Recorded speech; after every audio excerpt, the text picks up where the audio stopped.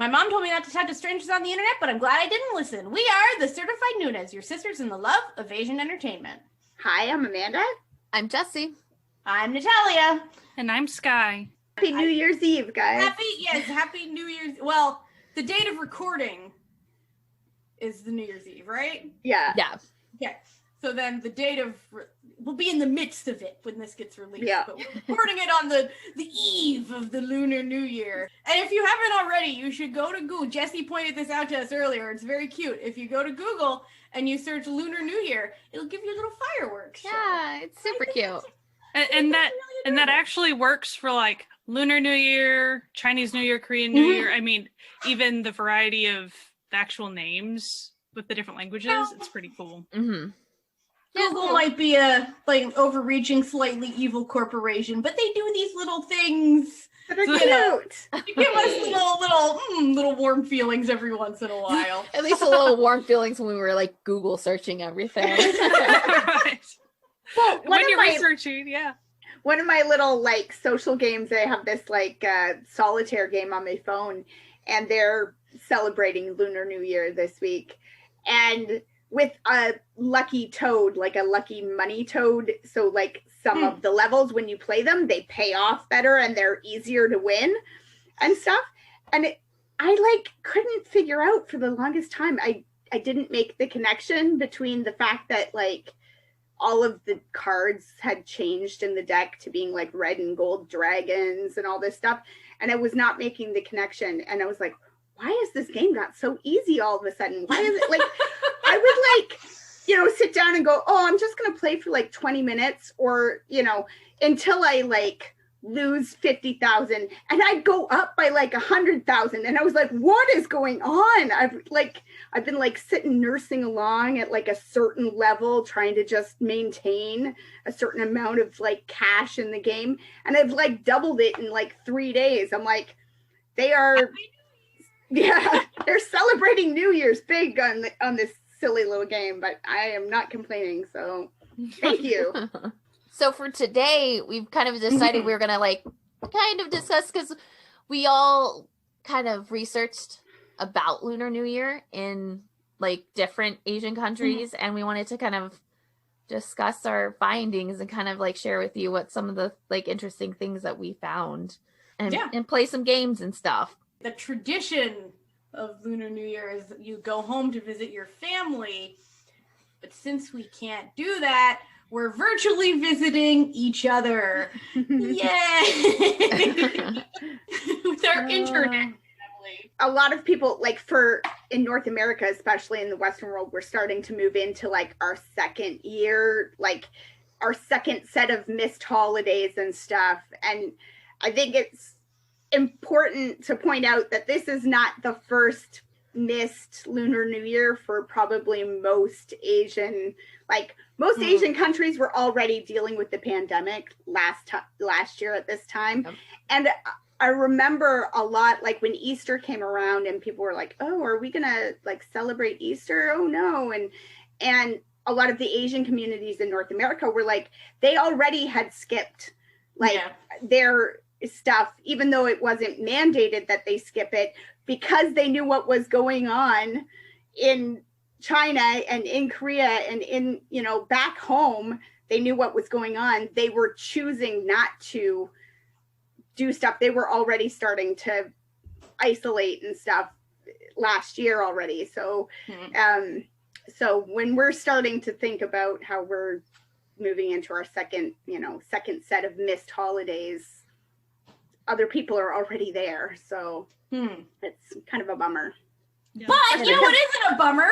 Lunar New Year, because it's really fun. And there's a bunch of different traditions depending on where you are, and lots of delicious food, and there's games, and there's parades, and there's fireworks, and it's it's really quite nice. So we all looked, obviously, well, maybe not obviously if you're trying to listen to this podcast for really long. We are not Asian, the four of us.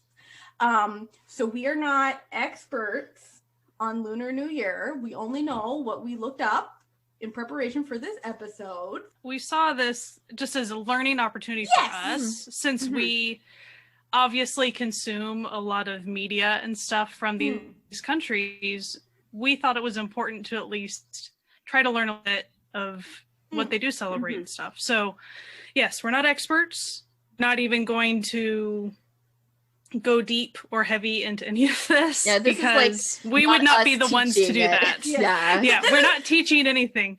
This is like, if you happen to also be maybe an international fan of Asian entertainment, here's just a couple of tiny tidbits and some fun information. That's all. It's not, this is not a big thing. If you've been watching dramas, you've probably seen some Lunar New Year celebrations depicted, some stuff with like red packets being given, or if you're into K-pop, like people, you know, idols that you like wearing hanboks and greeting you for the new year and stuff. So if you're already seeing some of this stuff and curious, that's where we were at too. We were seeing some of the stuff and curious where, why, whatnot. And so we thought we'd look into it. I'm going to handle just kind of kicking off with a general overview. So again, I'm not going to go into a ton of this, but here's just some big tidbits. We don't really know when Lunar New Year began, but it was a long time ago. So historians guess around 2000 before Common Era. So that's like forever ago. So specifically Chinese New Year is tied to the Chinese lunar calendar. In various other countries, it's tied to sometimes their lunar or lunar solar calendars for their specific countries. So the dates often vary. So it might not be the exact same starting day as, say, China, if you're looking at Korea and vice versa and all those things. 20% of the world celebrates Lunar New Year. That's a lot of people. Respect. That is a lot of people. It's also the largest human migration. So back when we could all move around more, it was, side note, it's also a huge business. Like they make a money during, so with all the tourism and travel and buying gifts and just food, just a lot of things would be sold, and it, you know, good business, which again, keeping in mind the way the world is right now, things are very different, of course. Happily, and we'll mention this later again, but some things have changed electronically anyway to where they're at least able to continue with some traditions. That's good. There are myths that, as far as where the holiday comes from and where some of the traditions come from, just like with pretty much any culture, a lot of myths to reflect those things, but we won't get into that because again, we're not experts. So specifically Chinese New Year, it lasts 15 days. I know that Korean New Year lasts 3 days around their New Year's Day. So again, that's something that's kind of different depending on the country. A big thing, like we kind of already mentioned, red packets, you give gifts of money. Sometimes it's for younger kids, like the older relatives will give money to them in little red packets. Sometimes if they go to a festival, a red packet will be given to like some of the dragon dancer performers. They'll put it in the mouth of the lion or dragon dancer costume. So you see it a lot. It's in a lot of places. Sometimes they even end up putting red envelopes under their pillows later on in various cultures. So you see the red packets a lot. And so like I mentioned earlier with electronic stuff, over the years, they've started doing some like mobile phone app, little red packets to each other. Which is cute. So, I think that's cute. Yeah. So I'm sure that's something that they have been able to maintain, you know, the past couple of years. Yeah.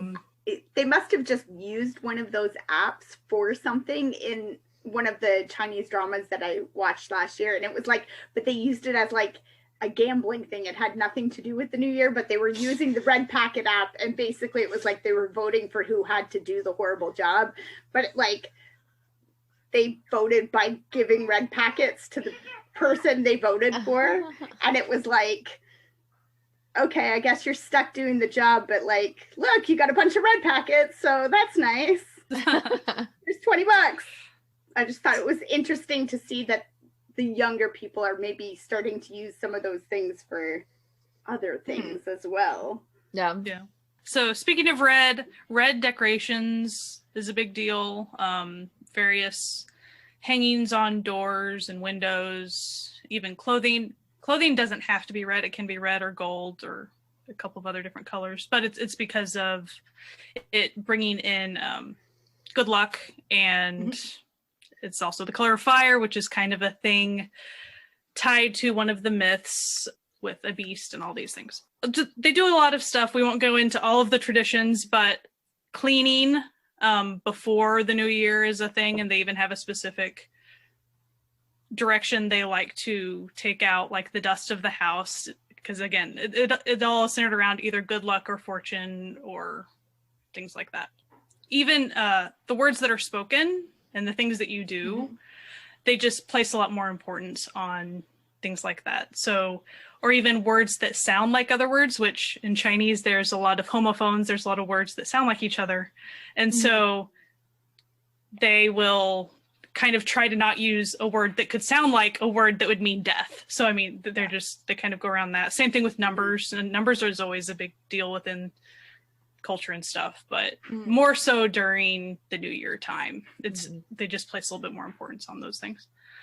I like the one where you're not supposed to wash your hair during, like, there's a chunk of time, because then you'll wash away all of your good luck. I think that's fun. Or getting your hair cut, not to have your hair cut. Yeah, you don't want to snip. You don't want to snip. You don't even use scissors. Don't use scissors. You could snip away your good luck. Yeah, I find stuff like that fun. Yeah, I think the cleaning is like interesting too, because it's like it's almost like factored in. Like there's like specific days that you can, and then like once you start, there's like this like brief period where you're not cleaning anything, and I think it's like a very fun like little break. Like you don't have to clean now, and that is tied into, you know, sweeping out all like the fortune that was brought into you like at the start of it. But it's just like kind of interesting that there's like the specific like days that like you do specific types of things. Yeah. I know that when I was researching some of this stuff, I grabbed some ebooks from my library, and a couple of them were kind of geared towards children. So it was all about the Chinese grandmother coming to visit the Chinese American younger granddaughter. And so the grandmother would be teaching all of the ins and outs of all of these, like when to clean, when to wash your hair. It was nice. And it was obvious that the granddaughter would, like, you know, sometimes not quite understand it, but be like, okay, this is why we're doing it. And so, and that's also to say, we're not saying that all these things everyone follows, but like, we're just talking about the traditions that some people could follow.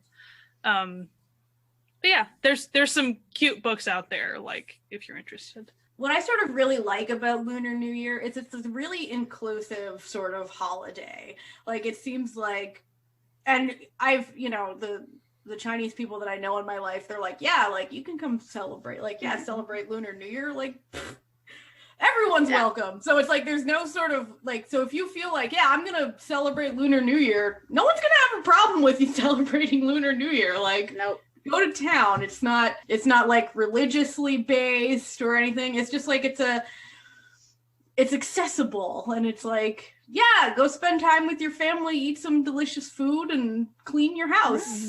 Thumbs up. Like, my family's having hot pot tomorrow night, because we started about 5 or 6 years ago celebrating Lunar New Year with friends of ours who would host a big Lunar New Year dinner for like 30 or 40 of their closest friends and coworkers.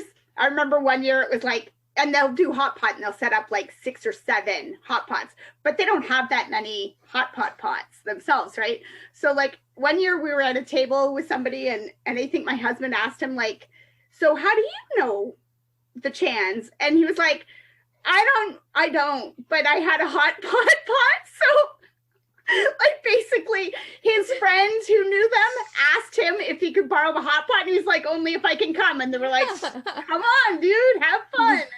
So, yeah, like I think it's got that like kind of almost like I don't know if it's the same way in Canada, but like how Thanksgiving you start to get like really like inclusive in all of your like just friends, or like especially if you maybe like during college, I experienced this a lot where you would be the out of state person and you didn't have enough money or couldn't, you know, fly or drive back for such a short like visit. There would always be someone, even if you didn't even like really know this person that well, there always like a family would be like, yes, let's like include you in. And I think it's got this like very tie to it, because I do remember the college that's near me has a kind of a big Asian studies department, and they do like a celebration too. And there was like one year they kind of extended it to like the community, and so working where I do, I get those kind of emails and that sort of thing. And I think that's a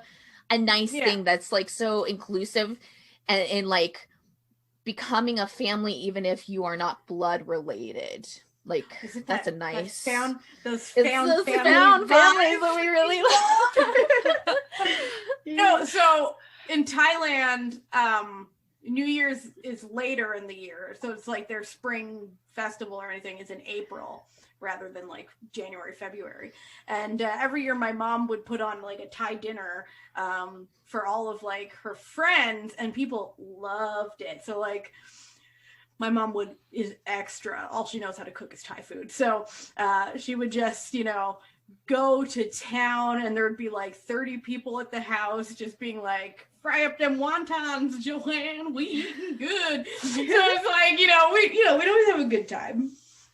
No, they're nice. Like I like stuff like this, you know? So, something that's also cool is how, especially the larger cities around the world that have Lunar New Year celebrations. So Australia, North America, obviously, even in Europe, because Chinese people have immigrated, far and wide everywhere. What's neat also is how these celebrations, they'll maintain some of their traditions, of course, from China and various places, but then also they'll kind of take on the color of, the native area that they're also in. So for instance, an Australian one will look different from a European one still. And that's cool too. They kind of integrate it, and then, have Chinese New Year lanterns looking a little different in some places because they're trying to reflect their culture, their melded culture too. I think that's pretty neat. Yeah, there's a lot of traditions. I'm not even really going to go further with that because there's just a lot.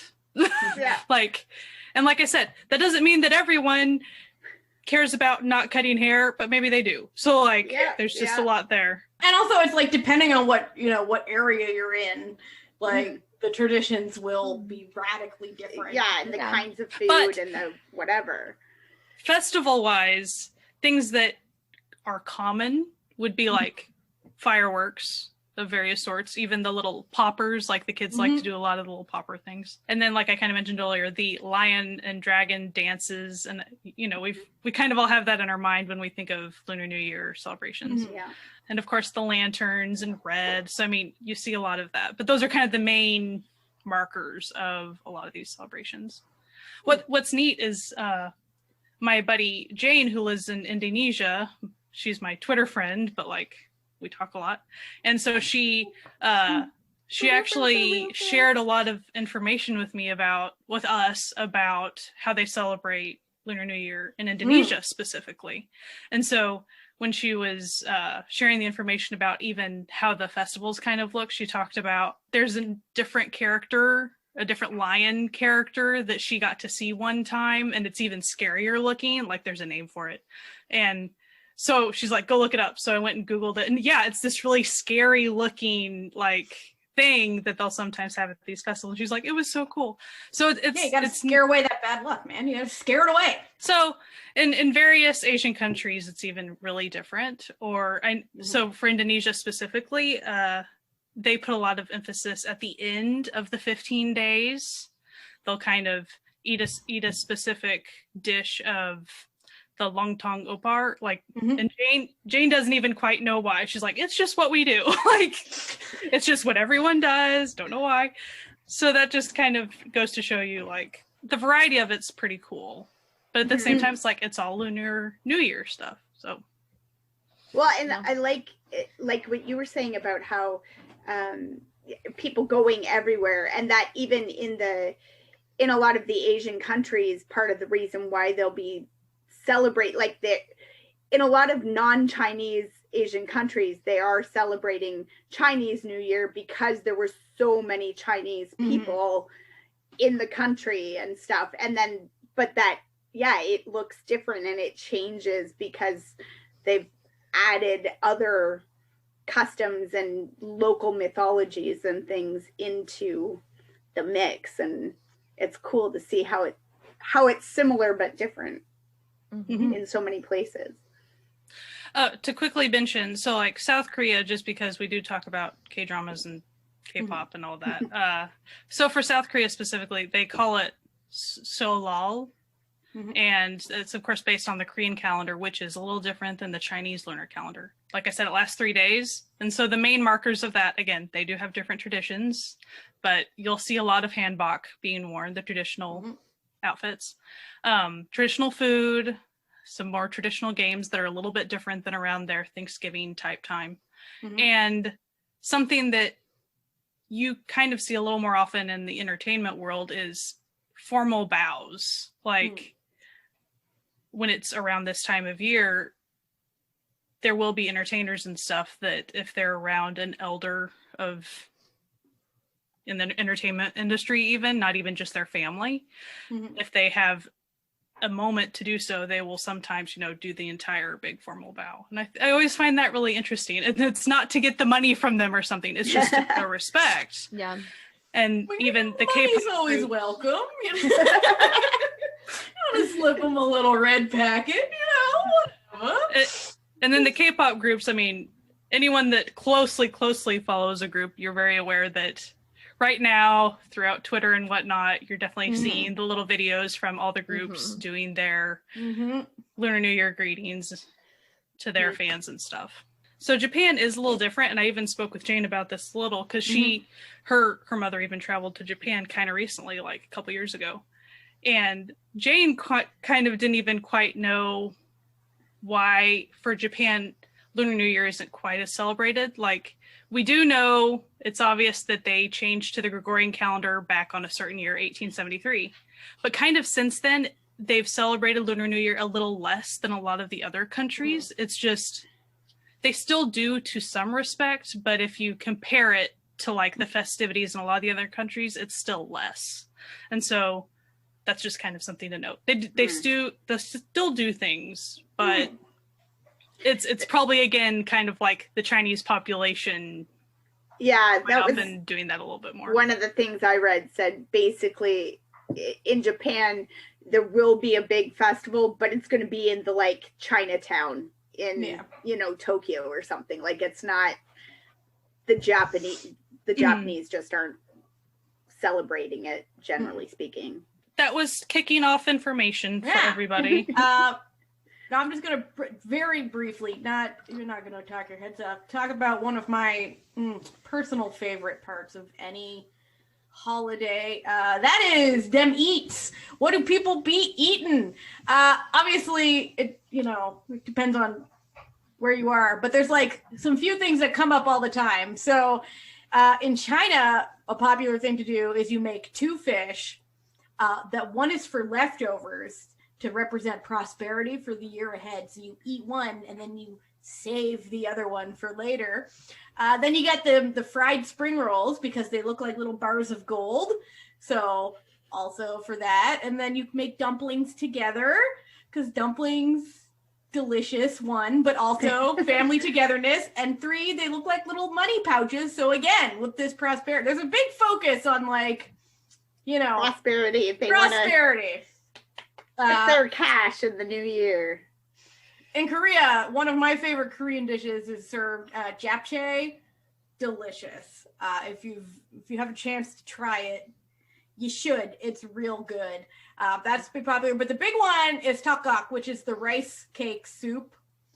It's good. There's actually if any of you are 17 fans, there's an episode from last year of Going 17 where they're having their New Year special and they have to try to eat the takak as quietly as possible because they have like the decibel meter, and then the hilarity ensues as per order. And then as usual, you have like a nice spread of the banchans or like the side dishes, pork belly, the usual. Like if it's delicious, you eat it. In Japan for New Year's, which is usually, as I said, with the Gregorian calendar rather than the lunar calendar, traditionally you're not supposed to work. So you would make food that can be prepared ahead of time and like keep without refrigeration. So there's a lot of like preserved foods, dried foods, like, foods that can sit out so that you don't have to worry about them, which came from before refrigeration existed. Since you weren't supposed to work, you had to make it ahead of time and and usually make little bentos and stuff. That's fun. Vietnam, you got to focus on the colorful food. If it's super colorful, delicious. So, and then they also have like the rice cakes and the steamed rice with the banana leaves that they wrap in like red twine and like colorful twine because, color, exactly. Then they got the crispy pork, the braised meats, the mung bean cakes, the usual. In Indonesia, as Sky had mentioned, you have the lontong opor, which is like this dish that has multiple pieces that you eat at the same time. And they also have like lucky foods that are to give like good vibes for the new year, depending on, for like prosperity, health, fertility, if that's what you're into. And so it's like there's fish, dumplings, spring rolls, longevity noodles. So the longer the noodle, like the better the luck, because the more years you'll have to live. And then they also have like lucky fruits. So it's not just lucky food, it's also lucky fruits, which are oranges, pomelos, apples, grapes, pineapples, sugar canes, and pomegranates. And then there was this fun thing that Jane had mentioned, because she sent like this whole bunch of information to us, which is that you can't turn a fish over when you're eating it, but you have to pick it clean. Otherwise. I saw that, I can't remember which video I was watching, but that was a Chinese one too. And he said, yeah, like you have to eat the fish, but like you can't flip it over, because then you're like flipping over your good fortune or something. I saw one once. It wasn't like related to the Lunar New Year, but it was like a sailor thing where they said if you flip the fish, it was like you were like dooming a boat to capsize. So that that's what I always that's what I always think. But well, this guy has said too, like you can't flip it over because then you're getting rid of it, but you have to, like you said, pick it clean, like eat everything, the eyeballs, everything, because you don't want to waste any bit of your good fortune. You don't want to throw away any of the good fortune for the new year. Yeah, it's kind of like here, like I don't know if it's anywhere else, but like especially in the southern states of United States, like for New Year's, we always have black-eyed peas. Like it's a tradition to eat black-eyed peas, and like the reason that you're supposed to eat it is that because it's a kind of a cheaper crop, and you're supposed to eat poor so that you start off new with prosperity. And I think a lot of those kind of like tie in, like, like if you're eating all of the fish, you're not wasting things. And then like there's like, I know that like in some of the Chinese dishes, they actually like make it that they're the longest things to make, or like the most intensive for family to get together and actually like make it together so that you have to and they have to do it for a while. So you can catch up and have good vibes together as a family, and especially since another thing, you're not supposed to argue during so I feel like, knowing my family, if we were forced to sit together to make dumplings for like 6 hours, but we're not allowed to argue with each other, that would be a tough call. That'd be a high order, Yeah. I mean, my family, when they get together, we play board games and card games. Like the idea of not arguing when my 14-year-old is a big friggin' cheater is, unlikely. But and when you're playing board games, you're no longer family. Okay? That's just how that works. But I do think like all of the meanings that are ascribed to pretty much every aspect of the food and stuff. Also, sweets are a big deal. Yeah, lots of different like the mochi, the right, like the right, and the just the anything that has like the sweet beans in it. So good. Nom, nom, nom, nom, nom, nom, nom. Sorry, I'm a big fan of the sweet red beans. Speaking of games, Yes. because we were just talking about games. As we said, there's like a lot of games happen in these times, and I think that's just like standard for obviously anytime you're with a lot of like people and a lot of like different ages. And there are kind of like set games that you like would normally see. Like you'll see like in China, like mahjong and Chinese poker, long cards, like those type of things. And you also see like in Korea, but there's also a lot of games that are very similar to I'm not meaning this with disrespect, but they're very much what you would see at a frat party. And that was kind of surprising when I was like looking for things. All the ping pong ball games. Like there's like essentially beer pong, and like there's this game that's like called Titanic, and it's essentially you have your glass and you have whatever liquid you have, and then you have shot glass in the glass, and you each take turns pouring in liquid into the glass, and so when it falls and sinks, you're the one, and it's like chopsticks, and you have to like, and instead of drinking, you get like hit with the chopstick. Like that's like a big thing. And so like then there's also a lot of like board games are played and a lot of card games are played, and I think that's like kind of the biggest thing. They also tie like games in with some of like the other stuff that they had already been we already kind of discussed. Like some families will kind of do like a kind of like a egg hunt that you would do for like Easter, like that, but with your red envelopes. So like the kids have to go like search around the house to find it and kind of promote things.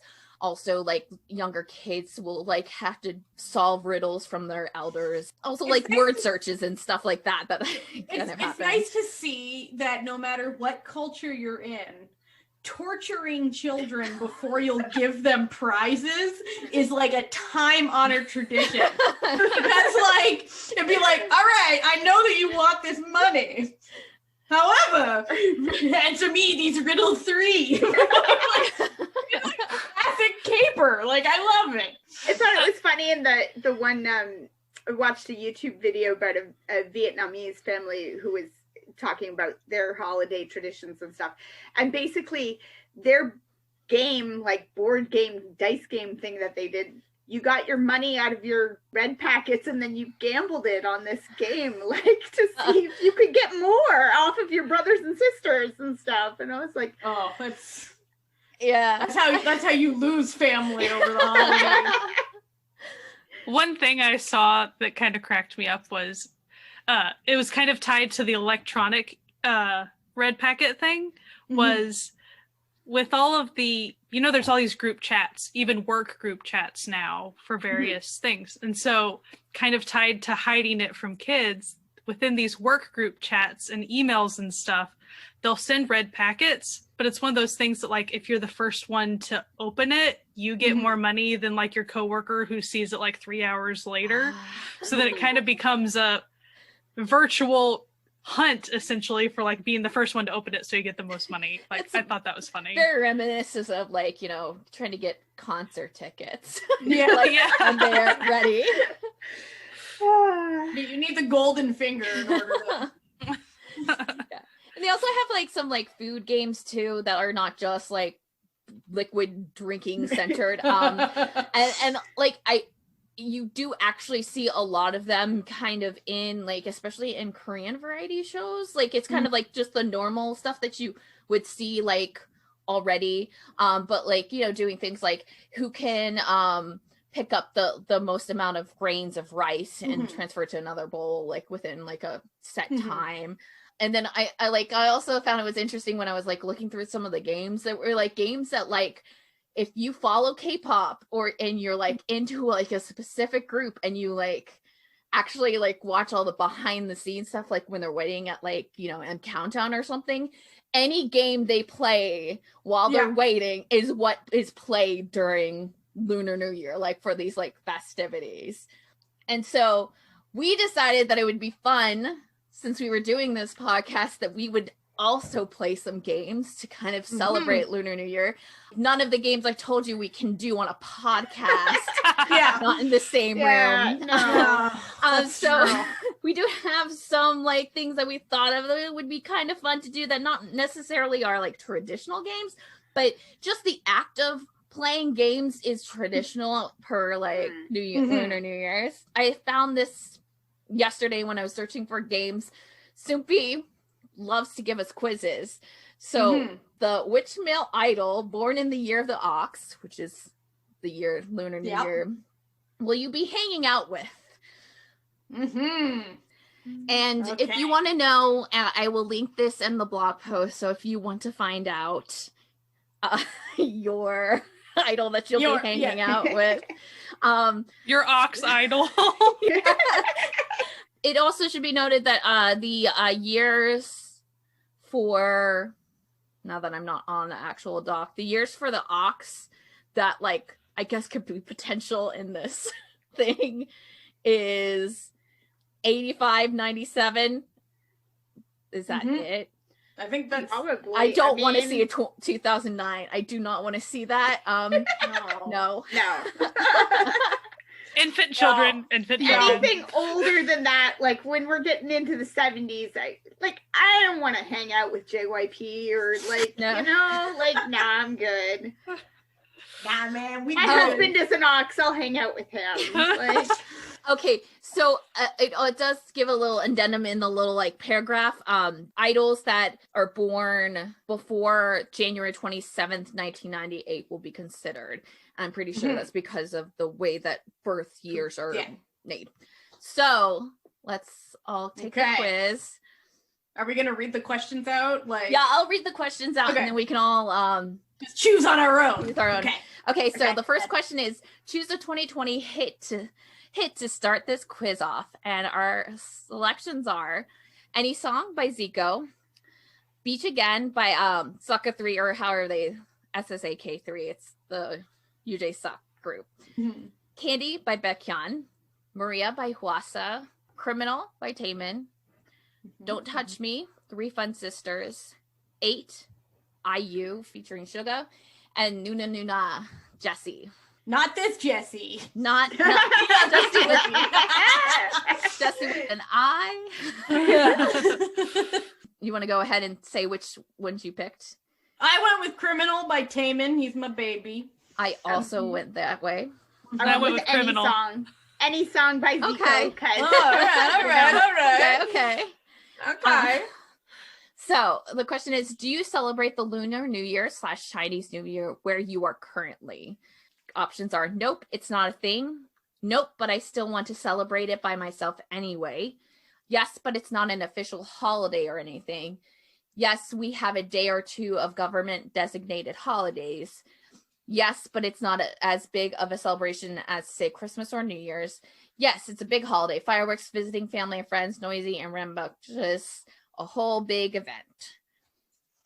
Like, do they mean like just like our city where we live? Kind of sounds like it. That kind of sounds like it. Okay. I think so, yeah. Okay. Yes, but not an official holiday here in Montreal, though this year, not so much. Similar. Like it's not an official thing here, but there's definitely people celebrating it. And see, it's like it's not an official thing here, and I'm not like near like a Chinatown where it would actually be like a specific. I guess maybe more for me, from my town, it'd probably be with "nope, but I still want to celebrate it by myself anyway," because that's probably more where we're at. There probably are some things going on, but not. Yeah, I think I'm gonna pick official. "nope, but I still want to celebrate it by myself anyway." Yeah, that'll be me too. So the next question is: choose a red packet design that most catches your eye. And so, okay, there's just pictures for this one, but one is like flowers with a blue background. One of them is different flowers with pink background, and then another one is with like. It's like a funky graphic design mixed with traditional. Yeah, there's like one that has a whale, and then one that just looks like shapes. Like it's different.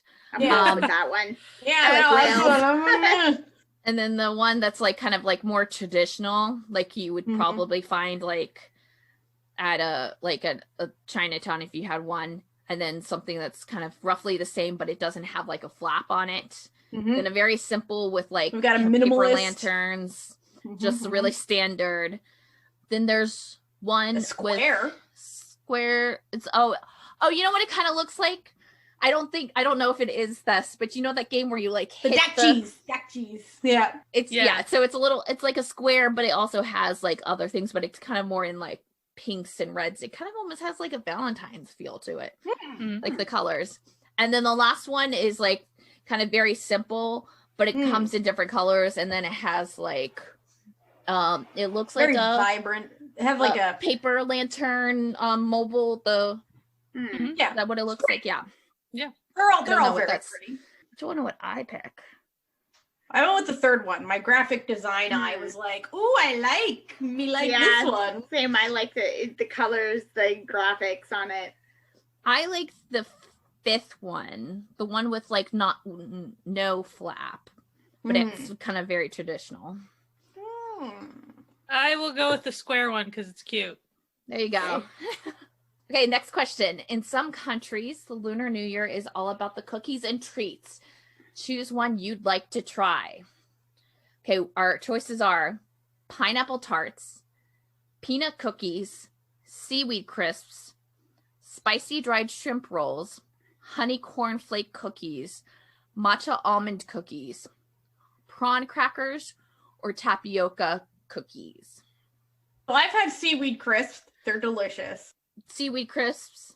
I'm pretty sure I've had peanut cookies. Mhm. I've definitely had matcha almond cookies. Yep. I've had prawn crackers. I've had pineapple tarts. I've made Tapioca cookies look cute. I've made them. They're delicious. I can't decide between those and pineapple tarts, but I think I'm gonna go with pineapple tarts because I like pineapple. I'm gonna go with the matcha almond cookies. Matcha almond cookies for me. I'm going to go with the pineapple tarts because they look very pretty. They do. Okay, next question is, choose a mystical/mythical creature you wouldn't mind turning into. This will be fun. We have a werewolf, a werewolf, a vampire, a mermaid, a witch, a dragon, or a fairy. While my legs are hairy enough to put me in werewolf territory, I'm gonna go with a witch, personally. That seems like the safest bet. And then you get magical powers. That's just, I'm going with mermaid because then when I cry, I get pearls, and swimming and a pretty tail. So like, it's all good. I like it. I think I might choose a dragon. Ooh. Ooh. A little Maleficent vibe. Loving it. I'm going to pick fairy, I guess. Because vampire is probably what I would be, but I don't really want to be one. It's not what you would choose. This is not reality, okay? It's not like it's on the You want upside to of things be. to be. Like a fairy is a plus. A vampire is kind of a negative. Like, let's be real. Yeah. All right. The next question is, what's your go-to hangout activity with your friends? All right. Hanging out. What is this? Really aging us. Podcasting. Is that an option? It is not, unfortunately. All right, we have something food related, like going for brunch or coffee. We're just going to assume that we can go do these things without risking people's lives, okay? Yeah. This is a perfect world. In a perfect world. Something sports related, like going play basketball or swimming. Something gaming related, like playing on the Xbox or just board games. Something hobby related, like playing mini golf or taking a baking class. Something laid back, like watching TV or a movie. Something shopping related, like shopping. And then it changes depending on our moods or need. I'm gonna go with board games because, that's what I like to do, man. Yeah, when I get with my friends, it's usually board games as well. I mean, it's funny because, realistically, it changes depending on our mood and needs. Because, I would also plan the crap out of it, probably. But the other stuff sounds more fun. I would probably go with food related. Okay. this is going to sound weird, but I am going to pick the sports related thing, but like not to play, but like most of my in real life friends are derby friends. So like we would probably go watch derby, you know, like hey, that counts. That counts. And then there'd probably also be food involved and, you know, but yeah, that's my fun time. Go watch some derby. This quiz like is just like you're like giving me flashbacks of doing quizzes in like 17 magazine. I know. If you picked mostly C's. No. Yeah, exactly. You had to like to flip over the magazine to read. Yeah. The, like, yeah. All right. So your friend brings someone new to the group. Something about them just annoys you, as trivial as it may be. What is it? They laugh too loudly, like ha ha ha ha. They constantly shake their legs. They spit when they talk. They hog the conversation. They keep biting their nails. They don't say a word or even make an effort to join in. Their phone's notification keeps going off every few seconds. They're too pretty / good looking. What? I said it was trivial. This is very 17 magazine. Yeah, this is like... I'm going to go with hog the conversation, because, like, when it's somebody new and you're just like, I want to be here hanging out with my friends, but, like, I got to listen to this new person just talk about whatever all the time, it's frustrating. I'm going to say they spit when they talk, because, like, that's not even trivial, that's just nasty. Yeah, I'm gonna have to agree with you. Because it's like the other ones, like, you know, maybe it's just where I'm coming from. I'm like, if they hog conversation, they might just be nervous and that's how it comes out. The same with the laughing, or if they bite their nails or don't say a word, like maybe the same thing. So I'm going to go with they spit when they talk as well. And if they're good looking, that's just some eye candy to enjoy. I don't see why that's a problem. I'm not annoyed by that. Yeah, it's not annoying. That's just a plus. I'm going to go with their phone's notification keeps going off every few seconds because silence seriously, just silence it. And I put it on vibrate. I can't stand when people do that. It's like, especially when it's like a click and you're good. Like, yeah. There's a little thing on the side of your phone. You can just come on. Okay. All right. In terms of biases / bias groups, what first catches your attention? Ooh. They're out of this world good looks. Their powerful vocals, the camaraderie between the members, their songs speak to you, their goofy, wacky personalities, or their acting talents. This is hard. It's hard because mine is always like, I feel out their vibe a little, right? Like, there's something of, you know, like, but since mine is Becky, and I'm going to have to go with goofy, wacky personalities, it's just, you know.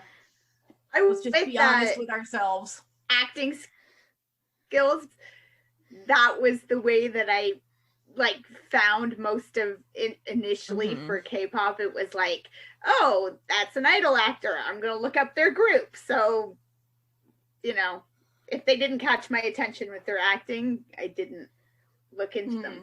I do it a little differently now, but, you know. Well, see, like, my biases versus what, like, the bias group is completely different too, and it does change like my bias. Like sometimes they are the most powerful vocals, but sometimes it's like their personality.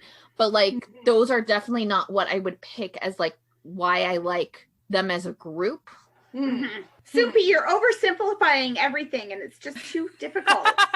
I'm gonna say the camaraderie between the members because I just have to pick something. You like the found them. I'm gonna go with powerful vocals. There's no wrong answer. There's no wrong. Really not. Okay, so this good luck explaining this, Jesse. For the final question. Maybe I'll just like make you explain the one that you picked. Okay, how about that? Okay. So the final question is choose a derp face.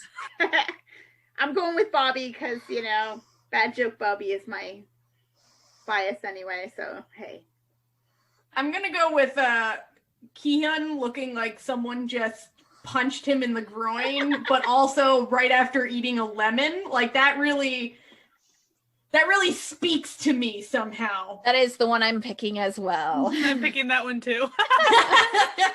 It's a good face. Oh, yes. All right. Yes. That was only 9 questions. Wow. Yeah. All right. Oh, yeah. So, I definitely got someone I would probably hang out with in real life. So, who wants to go first on the results? I can. We can go Okay. backwards age order. mm. I got 17 Sun Quan. Mm. And it says, congrats, you got Sun Quan. His super cute cheekies and his heavenly voice are probably reasons enough for you to want to hang out with him. But he's going to throw in a trip to his hometown, Jeju Island, just for kicks too, because why not? Hey. He's Fun. best friends with Moonbin, so it all works, man. Yeah. So I got Bam Bam from God 7. So Nice. it features a gif of him winking at the camera. So congrats, you got Bam Bam. Wait, did you see that wink? Are you still breathing? Can you even read all these words? No? Okay, go ahead and continue looking. See, I don't actually find Bam Bam, for me personally, I don't really find him like super attractive for me. He's a good looking dude, okay? But like, you know, it's not my type. Mhm. But just that man is so chaotic and like just I feel like we'd get along. And he has cats and you know, me too. And he's just And he's Thai, isn't he? So like you He's guys can Thai. talk dramas and Yeah, you know. What about you, Jesse? Okay. Despite I think picking almost all different questions than Sky, I got the same one. Quan. But like I am down for a Jeju like trip. Yeah. Sign me Yeah, no, up. seriously, like next Noona's vacation. When we can. yeah. Start saving now. Yeah. I got SF9's Tae Yang. Congrats, you got Tae Yang. Aren't you super excited? You get to spend some quality time with a talented dancer. It's like your day just became brighter. Am I right? Maybe. I'm sure. I mean, I'm sure it did. I'm sure he's a great guy, and you know, Yes. I do like a Yes, good dancer. Soupy. So Yes, Soupy 17. yeah, Yes, right. it's for this So fake day that I'm gonna hang out. thanks, Very cool. Soupy. I now know. Doopy, you've done it I again. was so lost, and now, like, I know. Now Like, it's I good know. to know Like, that that's what's gonna happen. I was sitting here just agonizing over which person born in 1997 that me, a 32-year-old married woman from Canada, was going to hang out with. And I'm glad it was Bam Bam. The like problem solved. Hey, So, since that game was kind of K-pop Mm-hmm. centric, maybe we should do a K-drama centric one. This is Yeah. really not like a game. This is very loosely being called a game. I literally thought of like doing this one day after seeing this video. So it's not actually a game. We're just going to react to Miss Mojo's top 20 Korean drama series of all time. Because I want to know your feelings on this. Is that okay with everyone for that to be Yes. our next game? okay, Yeah. okay. Yes. So So how- is this you're just gonna like read out what it is and then we're gonna be like, Okay. okay, Mhm. gotcha. Yeah. And All right, let's do this. because I am so like on top of things, I didn't even like write out the You know, Hey. so I'm That's gonna life, be man. watching the video fine. while like we're doing this. But yes, but like, you know, also we are a K-drama podcast. Well, like let's talk about some K-dramas. Especially because I didn't find any personally like dramas that I could pinpoint to a Lunar New Year. Like no, I couldn't. per either. like synopsis of things. So, you know. We all looked. We looked. We did. Yeah, and I definitely. Mhm. I mean, last year was my year of Chinese dramas. I definitely saw some Lunar New Year stuff going on. But I can't, like, I couldn't tell you which episode it was It's like, in. it's like it's usually not- there'll be like a reference to it. Yeah, but, it's like a one episode thing, and so you like really have to like Yeah. have stumbled upon someone who's like actually like Mhm. doing full episode things, you know, reviews on it. Right. But that's fine. This is something we would do as a game anyway, so I feel like Yeah. this fits. Yeah. All right. So, in number 20, because it does rank them all the way down to number 1, we have Suspicious Partner. Okay, sure. Okay. Not for me. Like- I that would not be in my top 20 Like- K-dramas of all time, for sure. Subjective thing, because like it really Yeah. depends on the person. Like, would it be in my top 20? I mean, I haven't watched it, so it's definitely not on my top 20. Fine. Now, Like- for if I had a list for like specifically kind of more intense or mystery type crime-esque, I mean, it's, I don't know, would you call that a crime drama? It's not really a crime drama, but it kind of is. There's definitely a serial killer going on, so it would be up there on mine. It was very intense. I felt Yeah. I was very into it when I was watching it, like I could for the see mystery why- side. I could see why lots of people would pick this as Mhm. on their Mhm. list of top dramas. So fine. And romance fine, wise, no. it was great too. Yeah, Just acceptable.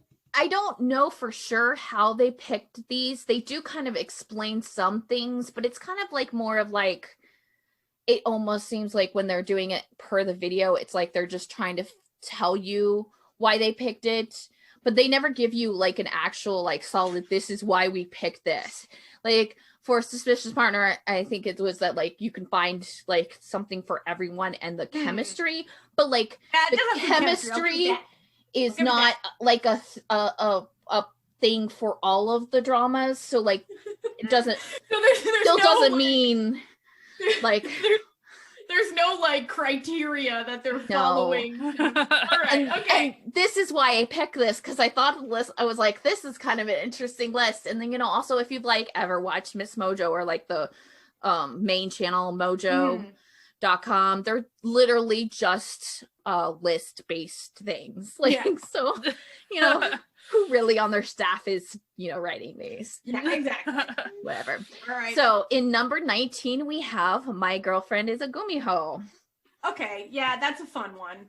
I I haven't haven't seen it watched yet. it, but I plan haven't seen to, it. so it feels kind of iconic, so... And then Natalia, who does nothing but watch dramas. Yeah, it's pretty good. I can see why that made the list. It's a fun one. Okay. Mm-hmm, mm-hmm. In number 18 we have Pinocchio. Okay, yeah. See, I get it. I I- get it. Get it because of the leads.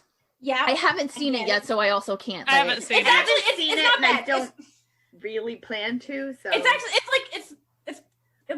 I enjoyed it while I watched it. It had the most inventive way of getting around not having a gun in a violent scene that I've ever seen on a drama. So I was like, okay, I see, like, because you know gun laws are very strict in Korea, so a random dude wouldn't have one. I was like, okay, I see you. It did also give me the greatest idea for a shirt ever, not like a merch shirt that I would make, but one that I would wear myself, whereupon the grandpa has a shirt that has his back separated into a 9 grid, and so when he's itchy he says like scratch number 3, and then the guy would scratch number 2 and then he was itchy, and then he was like, so.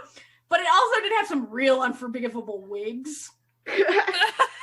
Yeah, Okay. that shirt thing, my kids totally did that for my husband for Father's Day one year. But what they did was they drew musical instruments on the back of the shirt. So he'll like lie down and he'll be like, okay, play the drums. Okay, play the that's guitar. Like, and they... Yeah. Yeah. No, I was like, ooh, I need that, because I'm always like, Yeah. scratch my shoulder blade. Like, no, like down over. Yeah. All right. All right. Number 17 we have Playful Kiss. I still haven't seen any. Um No. I I have seen this, and I have seen every version of it that I think. Same. That was more of a I like to see differences in versions of things just in general. And I did sadly pick watching this because of a certain fella. When you're trying to find shows to watch when this is one of your first ones, just go by who you know. And that's kind of how. Which is how I ended up watching it as well. But I too have seen, I think, all of the versions of it. This isn't even the best version of this story. It's not. However, I will say that she is my favorite version of her character. I feel like she did the best at it. It was a little more real. I feel like a few weeks ago I saw a random person on the TL was like, why are all of the versions of Playful Kiss on every platform? Why is it everywhere? Who knows? Popular. People love it. Continues. Yeah, I guess. Why is there Boys Over Flowers everywhere too? Hey, there are two stories that apparently everybody loves. Well, or doesn't love but watches anyway. I don't know. If you're into Boys Over Flowers, you'd probably be into Playful Kiss. Same vibe. Did Playful Kiss come from a manga in the beginning? Yes, it's from the Japanese. Okay. It was a manga. The only version I haven't seen full of is the anime. There is an anime. Yeah, same. And manga anime, then there's the Japanese drama, then there's the Taiwanese, there's the Thai, and the Korean. The Not Thai in that order. The only one that I've watched all the way through is the Thai one. And I really like that one. I did enjoy that one. They're roughly the same. So it's definitely a character study, although you can make the ultimate cast with that many options. I think it's the Japanese one. I like the best friend better in the Japanese one than I did in any other one. And oh well. Anyway, so number 16 we have Coffee Prince, which I was shocked for number 16. It seems low. I would have expected it definitely to seems be a little low. higher. I would have Well, we'll have to see what amazing things beat it out. Let's find out. Right? I mean, if you haven't seen Coffee Prince, I think you should. It's older, but wonderful. It's just Amanda, you should watch Coffee Prince. It's on my list. I keep meaning to. It's just I'm watching Chinese and Japanese stuff right now. No, it's worth it. So it has all the tropes, but it's just so endearing, and even for people who aren't used to kind of the older dramas, quote unquote, it's still a good example of a really good older drama. It also has a very solid found family, and also a very solid look into adult relationships, especially with the older brother or cousin. It's definitely on my 2021 get it done. So that means periodically on the podcast, we're going to bug Amanda to make sure that she's watched Coffee Prince or started it. I mean, you can also, bug us on Twitter too. And then if Nikki from the Soju Chronicles is listening, she's screaming at me right now because she keeps saying how this is going to end our friendship. Timeline is probably screaming at you right now too. Listen. There's only so many hours in a day, okay? I know, it's fine. But it is definitely one that I feel good about suggesting for you. Yeah. Now you could hate it, but it's not something that comes off. I can't imagine that I will though. It feels like something I would like, so. Right. Yeah. All right, in number 15, literally the first thing that beat Coffee Prince is Strong Girl Dobong Soon. Now, I really enjoyed that drama when I was watching it. I enjoyed it while I was watching it. Like a it's lot.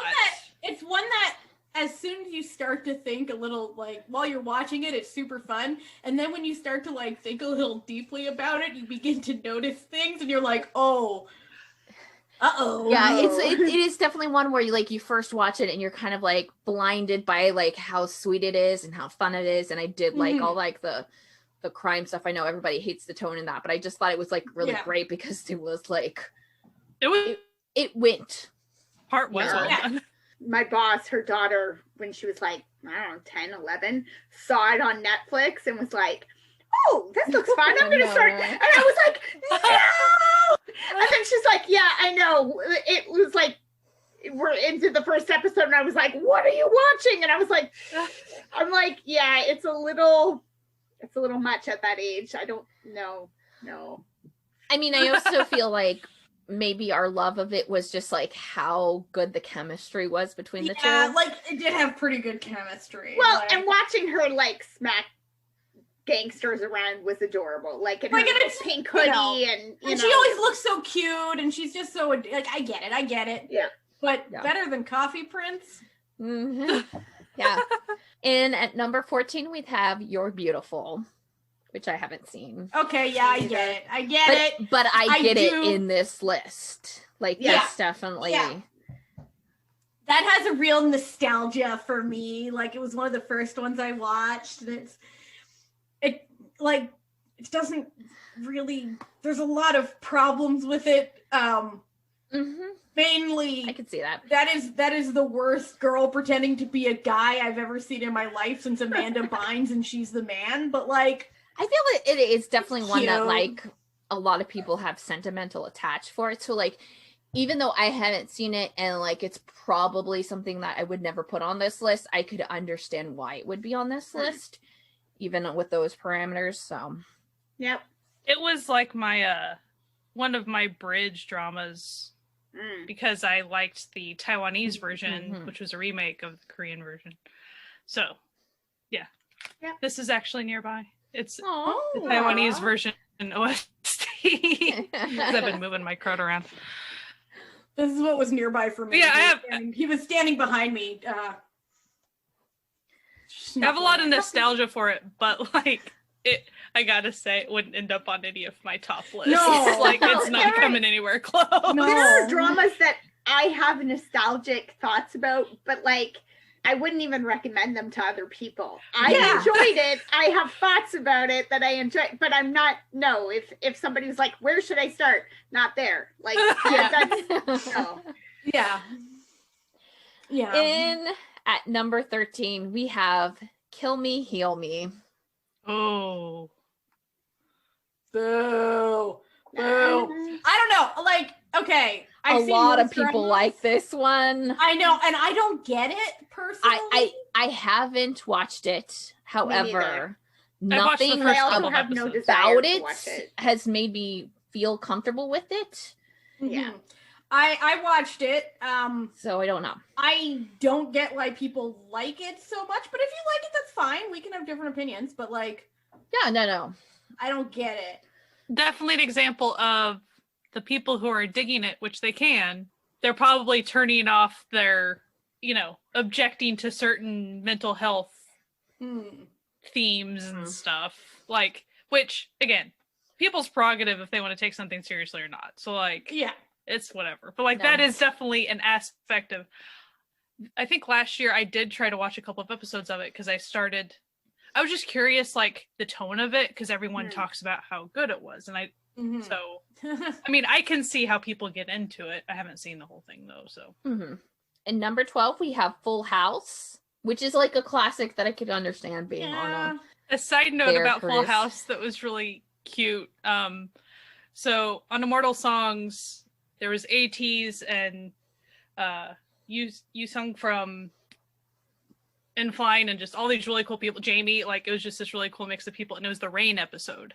So anyway, I bring this up because at the very end, when Yusung was like, Huisung, sorry, was against, they're like kind of counting up who won that round and stuff. They get to talk to Rain a little bit, and he's like, oh, I had this story. My parents used to run a karaoke place and she really liked Full House a lot. And so she was trying to name her karaoke business. And then it showed a clip of like from Full House, this notable, it was kind of a nothing of a line really, but I guess it became iconic at the time. Mhm. And so it was pretty much like "Let's Go" was what it was. And so she took that and named their karaoke place that. Like, that's what it was. "Let's Go Karaoke," all because of Full House. Rain thought that was so funny. Like, he was Aw. like, wow. See, I could see like how it is of like one of those kind of classics, especially if you're Korean, that you'd be like constantly saying the lines to, you know, like Yeah. I could see that. Yeah. All right, number 11 is "It's Okay, That's Love," which is definitely the better options, I will Yes. say, Yeah. in the mental Yes. health realm. Yes. I mean, I can't for really say sure. that obviously because I haven't watched the other one, but like I've watched can. "It's Okay, I That's have. Love," and I've watched a lot of clips of the other one in different points in the show, and it just because he's doing a good job acting, it does not mean it's not okay. That's all Yeah. I'm gonna say. Right. But I have seen both of them. It's Okay, That's Love is better. It's Okay, It's That's a Love. good drama. It's a great, and it's like one of my favorite found families. The the group, the collection of Mhm. people, and then the reasons why they are all living in that house, and I just loved every second of it. I need to watch it sometime. It's a good one. It's a good one. Good. Yeah. So we're getting to the top 10 now, and All right. now we have Crash Landing on You. Okay, I get it. I It's- really enjoyed it. I Yeah. really love that drama.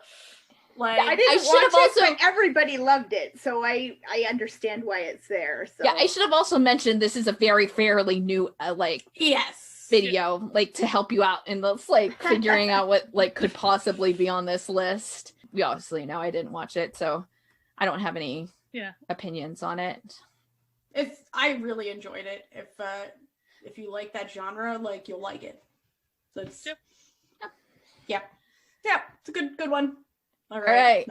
Number nine. Number 9 is a hot topic on every K-drama chat ever. That's right, I'm talking about Scarlet Highbury-Hill.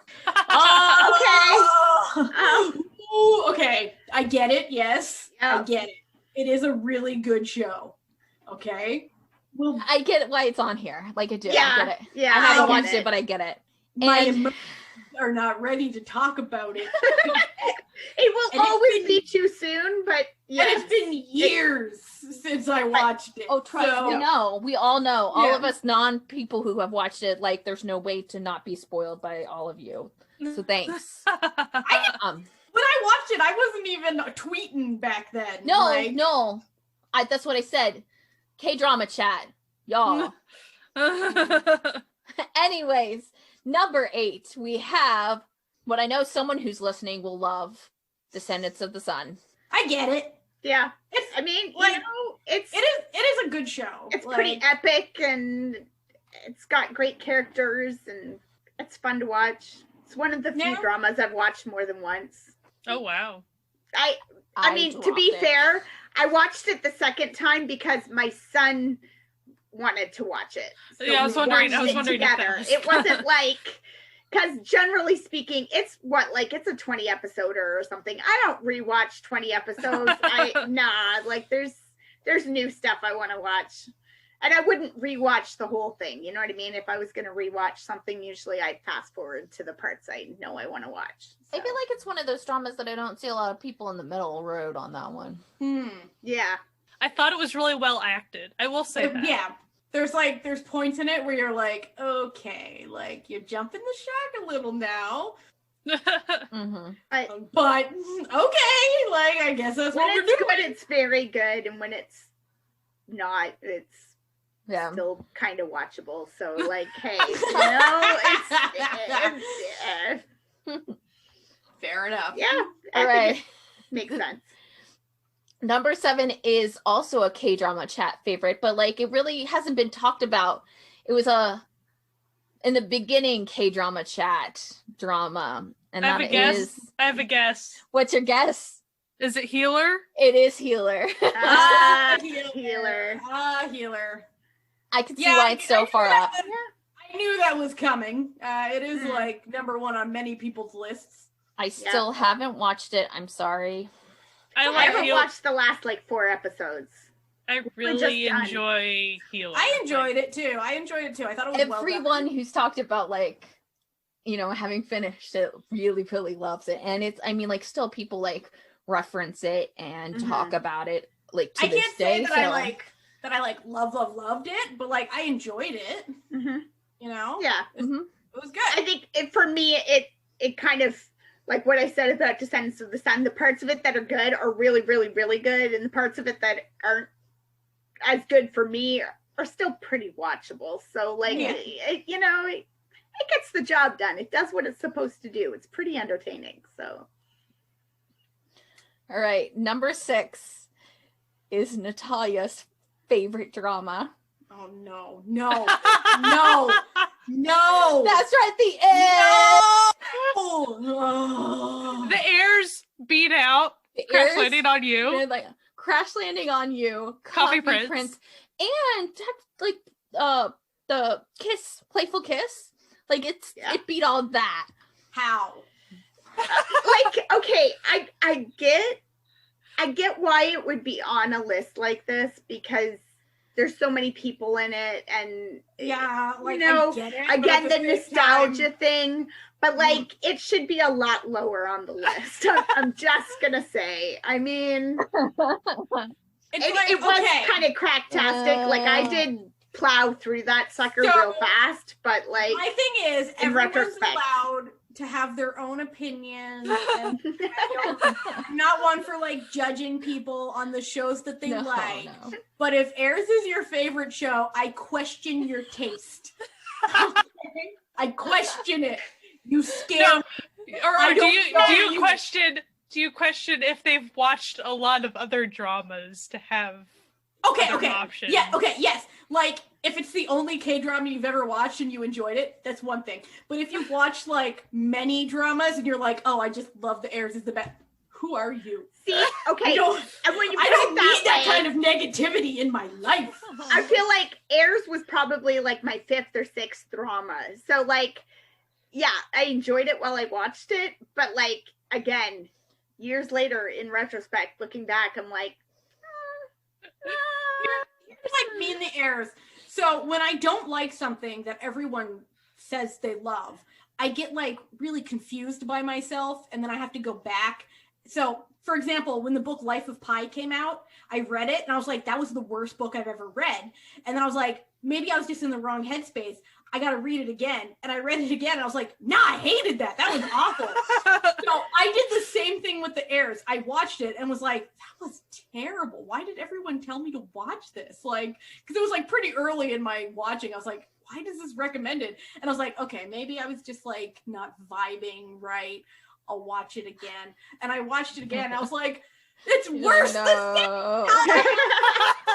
I wouldn't, yeah. I enjoyed it while I watched it, but I would not watch it again. Natalia would not wish it on her own. And I wouldn't recommend it to people. Yeah, for sure, I wouldn't recommend. Like, listen, Woobs cannot do enough to keep me into that show. The eyebrows are just not enough. Like, I love them eyebrows, but they were not enough. All right, number 5 is a drama that we've just talked about, mainly because we are on our favorite sisters from other misters podcast. It's Legend of the Blue Sea. Okay. Yeah. All right. I could understand it. I think a lot of like now, like kind of looking at it, maybe this is very much top actor picked. Mm-hmm. Yeah. Okay, I just need to point out that I'm getting a little worried because there's one drama that hasn't been mentioned on the list yet. And you know where it's going. You know where it's gonna be. Well, okay. We still have, numbers, okay? Yeah. So, okay. So, in number 4, we have a very apt drama to follow My Legend Blue Sea.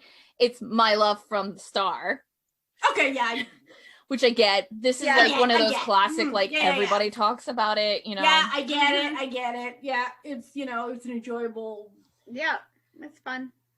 loosely sci-fi. I'm noticing the omission of a drama that I'm wondering if it's going to show up all of a sudden too. A different one than we're talking about. So we'll see if it pops up. I wonder if it's number 3, if I'm thinking correctly about what drama you might be thinking about. Maybe. And that number 3 drama is a collective favorite of ours, Boys Over Flowers. No! Number 3? I thought for sure it was going to be number 1. Like, I was worried it would be number 1, but like, I mean, stop this. Why does stop? Yeah. I'm tired. I'm so tired. I'm tired of Boys Over Flowers. Ugh. At least it wasn't number 1, okay? Small. Hey, you gotta. So that's not the one you were talking about? Maybe it's number 2? Could you have a guess on what number 2 is? I don't even know any. To me, I don't know if you haven't can see them in my eye, like my glasses. No, I'm like, one of them's got to be Goblin, right? I was gonna say, we haven't heard about Goblin yet. So and that's because it's number 2. All right, okay. And I get All right. that. I get that. Again, you know? yep, I get it. I definitely get that as well. It was very pretty, and yeah. I was actually randomly reminiscing about Goblin the other day, and I was like, okay, for me, it is one of my top ones. Like, it really is. I need to rewatch that, like, it sometime. got you into K-dramas. That was the one that. Yeah. It was. Goblin is the one that got me into K-drama Twitter. Like, I was watching Goblin by myself and thinking, I need to talk to somebody about this. And I happened to be on Twitter talking to somebody about roller derby. And then I was like, wait a minute. I bet there are people on Twitter who talk about K-dramas. And sure enough, there was. So yeah, Goblin's the one that like my coworker knew every bit about. Yeah. I'm actually surprised Netflix hasn't picked it up yet. I'm gonna be honest, but yeah, one of these days. Didn't someone else got it, don't they? Yeah, Vicky's got it. I think. If Vicky has it, I don't think Netflix can grab it. I'm pretty sure Vicky and Netflix have like an ongoing feud, and they're like, we're just gonna grab whatever we got. Hey, but if it's number 2, then what's number 1? I know. Okay, let's guess. Do we have any guesses now? Well, okay, first, before you guess, if you never watched any of the mojo.com videos, they have the top list, and then they do honorable mentions before they do number 1. So I'm gonna tell you the honorable mentions. Yeah, the first one is Master's Son. Okay, yeah. Which I understand. Mm-hmm. I would have put that on there instead of some of the other. Yeah. Okay. The second one is Emergency Couple, which I've heard it's good. It's one of those that I haven't seen. I hated it. I watched the entire thing, and I don't know why. Some people love it. I love Jiho. She is great. She is wonderful. She is strong. I wish I could be her. It was terrible. It's got a really terrible relationship. Like, if you're not, it's one of those things that like a lot of people like, but I'm like, this is so like in the weird risk grabbiness category. Okay. And I don't want to like, if you love it, you love it, but I was not into it. I have no idea what this number 1's going to be. So also another honorable mention is Dream High, which is a fave. Like over Dream High, like over any of the school movies, like or replies. Like there's been no replies, no schools. There's no reply because Reply 1988 is also in the honorable mentions. Like, I mean, if you're gonna go with like, Dream High. That's a choice. It's a choice. Choices were made. Choices were made all throughout this list. In what world is Reply 88 worse than Airs? Okay. In Miss Mojo's doc. In what world? Okay. No. That's it. That's all I gotta say. Mm-hmm. Do you understand why I watched this video and I was like, I need everybody to react to this? Yeah, I can't. Okay. What's the number 1? Okay. So do we really have no guesses? idea. I got nothing. Especially since like the emergency couple thing came up, it's like I really now I'm just Dream High and Emergency Couple, and now I'm like I don't know what to think. I actually have a question. I have a question for a hint. Is it like a super new one? No. Okay. Wait, is it I think if you thought about it, you could figure it out. Now there's pressure. The wind blows or something like that. Like one of those. Is it like Really? What happened in Bali? It's not what happened in Bali. No. Okay, we're throwing the whole list out if it's what happened in Bali. It's like if it's what happened in Bali, it's like end the recording. We're done. This podcast is over. We're out. Like they were clearly trolling us. This was an April Fool's Day we list. can't help the world. We can't help the world. We're done. We're out. Okay. Just that like the gif where he closes his. Yeah, he just closes it and throws it out the window. Yeah. I literally have no idea. Okay, I'm gonna say something. Okay. Are you gonna give us a hint? Give us a hint. I'll give is you it a a hint. Lee Min-ho? Sky should have like picked up what this number 1 is supposed to be. Crud. Sky. Ooh. But it's not new. Not new. Yeah, Okay, that's so what's it's getting not me. like it's not a Like- a Like, what are we calling No. new though? like It's not new. okay. So it has it's to be a not- Lee Min-ho show, No. right? But there's Not Lee Min-ho is left. Right. Because there's one that I'm thinking of. Not new. That's All right. that is a. Should I give you the Hyunbin year? number. Sure. Yeah. 2010. Whoa. Okay. 2010. I'm gonna look at my troll. No. Sky, you should just. Okay, I won't look. I won't look. I'm going away from it. Oh. I know what it is. 2010. Have you I'm finally not- figured it out? I know what Wait, it is. we it already actually- had You're Beautiful, right? It actually makes sense once you think does. about it being number 1. It does make sense. It's not the one I was horrifyingly thinking of for a moment, and then I realized that was earlier than 2010. Heartstrings. No. Okay, because that's what I was thinking of. It was like You're Beautiful or that other one. That Heartstrings. Oh, Okay. I know which. I mean, we've seen. Okay. Natalia still just lost. gave us a I tracksuit. didn't see it. A tracksuit. It's the Oh! tracksuit. Secret Garden. All right. I know was what wasteful I on get. that. Oh my I god. get it. Because when I was thinking like Hyunbin, and then I immediately thought like, Samsoon, and I was like, no. Oh, no. That would have been a choice. too. Please no. However, okay, I will say this. I didn't really like that drama, but it could have been on this list instead of some of these other things. That's true. Yeah. Oh, Secret Garden. Like That's still I a don't choice for know. number 1. That's a top choice. 20, and Well- like you said, like none of the replies are on there. None of the schools are on there. No, my Mister. No, I mean, Nothing OCN. Like, what is this? it's I bet don't- they haven't like, touched an OCN. I get it, but it doesn't mean that I get it in terms of how they got there, because like in me Yeah. I'm like, okay, it is definitely parodied a lot. A lot of people know like clips from it. You can talk to anybody in Korea who would like know Yeah. exactly what you were talking about with one line Yeah. in it. Almost every person in like even international K-drama like fandom would have like known about it at least. Like I get it that way, but like I don't know. number 1 feels A high. Bit of a reach, but you know what? But Whatever. people love that one, so I will. Different The strokes for tracksuit different folks. started a whole thing, so and the fact that now, like a decade later, that tracksuit is still so recognizable, Yeah. and still so spoofed, and still That literally, I did this, and Amanda, you got it immediately.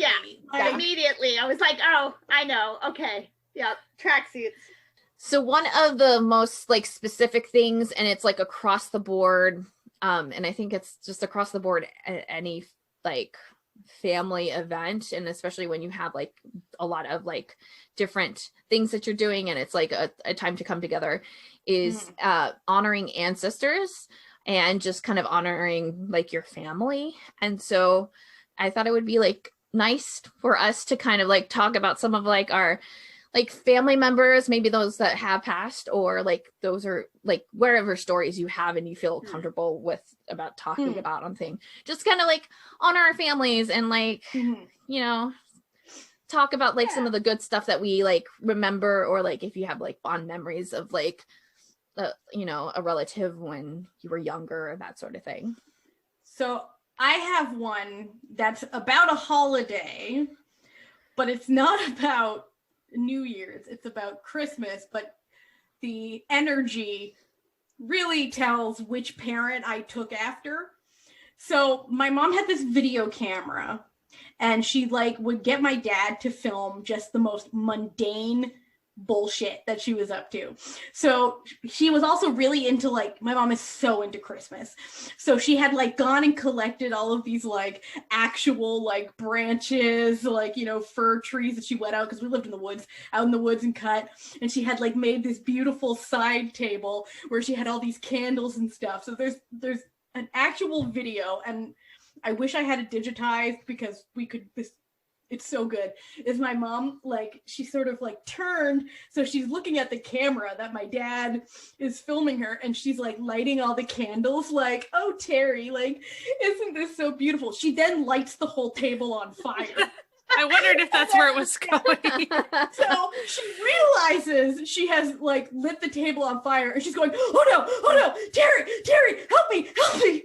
And then all you hear from behind the camera as the camera begins to shake up and down is it is the funniest family video. So by this, what I hear is that you take after both your parents, because you would both set the table on fire and you would laugh at myself. somebody who Yes. did it. So, Yes. I mostly take after my dad, personality-wise, probably because he was retired when I was born. So my mom worked, and he was a stay-at-home before they got married, my mom was working and he was our nanny. There's this whole story. He was my mom's best friend's father. It gets real complicated. But anyway, he was our nanny, but then he and my mom fell in love and got married.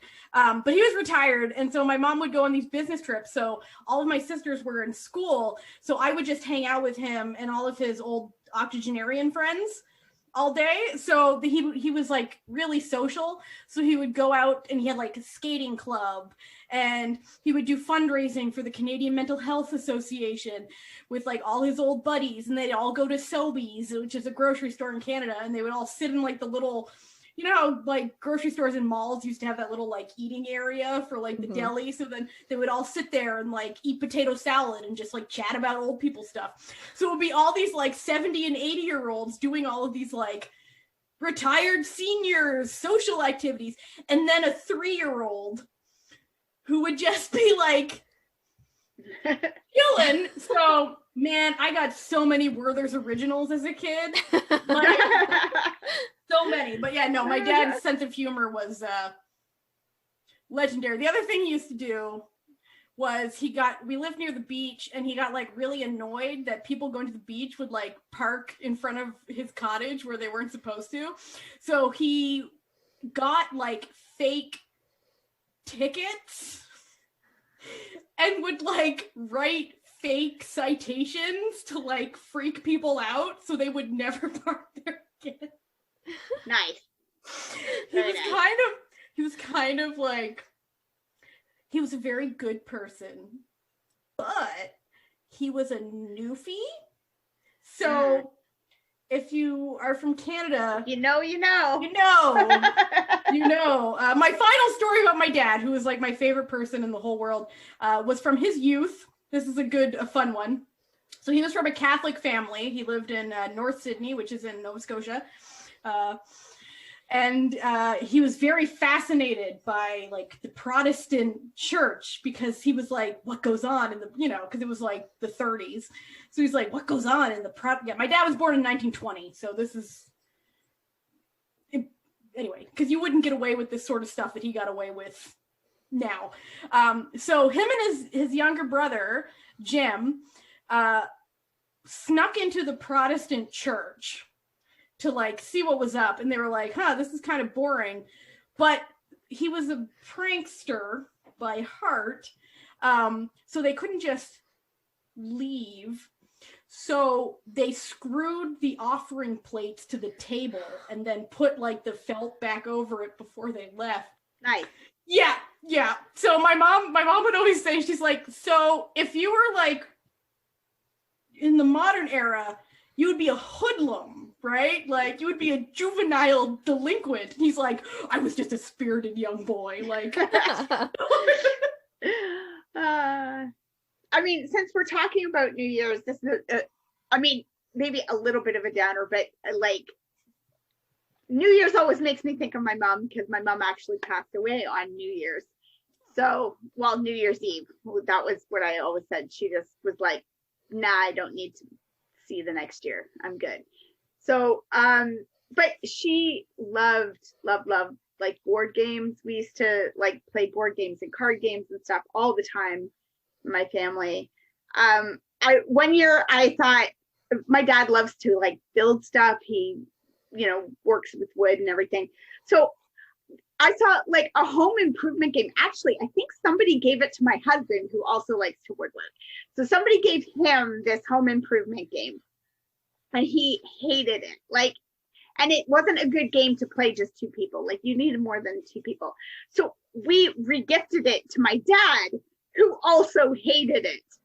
So one New Year's, like he and my mom used to come over to our house for New Year's and we would like play board games and stuff. So they brought it over and then he forgot to take it home so that it was back at our house and it became this whole thing with this stupid game. But my mom and I really, really enjoyed it because it's like a whole like home improvement game. You do renos and you have to like earn enough money to like do the reno and then I don't know why because it is a dumb game, but like my mom and I really, really enjoyed it. So like jokes on them, we made them play it like every New Year's. We're like, hey, home improvement game. And yeah, so I think I keep trying to talk my kids into playing it and they're like, that looks really dumb. And I'm like, oh, just play the stupid home improvement game with me. Come on. But no, they won't. So, but we used to always, because we're all old people at heart, we would, like my parents would come over for New Year's, we'd play board games and stuff. And then in Canada, there's like one place, Newfoundland, has its own time zone. And so basically at 10:30 where we are, it's New Year's Eve in Newfoundland. So we were like, we would always celebrate Newfie New Year's. So it's like, it'd be 10:30, we'd go, Happy New Year's. And my parents would go home and we'd all go to bed. So that was always we're just old people at heart, but so. Natalia about spewed at Newfie New Year's. Like, I also was on mute. That was an accident. Yeah, no. That's pretty much says all you need to know about Newfoundland right there, that they have their own time zone, that they're just like, yeah, we're just going to be on a half an hour time zone, the only place in the world, so. Yeah. So. Whatever. And we still kind of do that. Like, we don't, my husband won't even stay up till 10:30 anymore on New Year's. He's just like, yeah. Like this year, I think he was like 9:30. He was ready for bed. He said goodnight, and like the kids were all still up. My youngest was like, I'm gonna stay up till midnight. And we were like, sure you are, kid. And he's like, no, I'm gonna. And then like midnight came around and I was like, where is he? And the older two were like, he went to bed like 2 hours ago. He was just like, nah, screw this. And he went to bed. Like, midnight ain't that great. Like, meh. You'll see it another year, whatever. But like when their kids were really little, they wanted to stay up till midnight. And they're like 5 and 3. And like, you're not staying up till midnight. No. Like when you just tell them it's midnight. Exactly. So in Canada, I mean, up here, it's dark. Like at New Year's, it's dark by like 4:30 in the evening. So like it is not hard. And kids have no sense of time whatsoever. So, and with the beauty of the internet, everything is available to you. So like around their bedtime was like 7 o'clock, around 8 o'clock, we would have a punch bowl and punch and fancy glasses and everything. We'd get out the punch and we'd clink, Happy New Year, and we'd all drink our little punch. And then my husband would pull up on the laptop like Australian fireworks or Chinese fireworks or something, it's, it's a new year somewhere already. I'd pull up some fireworks, we'd watch the fireworks and we'd go, okay, Happy New Year, go to bed. Like 8 o'clock, they'd run off to bed. But that clink Happy New Year's would last for like a month. Every meal, they would want to clink their glasses. Every meal, it was like breakfast. Mummy, clink, clink. And they'd say, clink, like not, because they're little plastic glasses, and they'd say, clink, Happy New Year. That's cute. That's so they were celebrating the 15-day. Yeah. It was. There are some things that you do with kids, and it's like you do it once, and you only have to do it once, and then that's your tradition, and you always do it, and you always have imprinted. To do it. Yeah. And you're like, how did this become our thing? Like, you did it one time, but they're like, that thing that we always do. And you're like, Yeah. You're like, always. Okay. Oh. I guess we always do it now. So I don't have like really like many stories, especially with like New Year's related. We didn't do a lot of stuff for New Year's besides like Black Eyed Peas, like I said before. But in high school, what I did the most was my best friend, Jen. Her parents always had like a huge New Year's Eve party, like a huge party. And I would always go to them.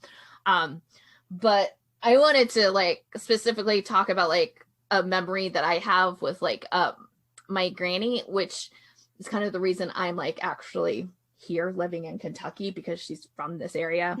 And it's not like any like sort of grand like story.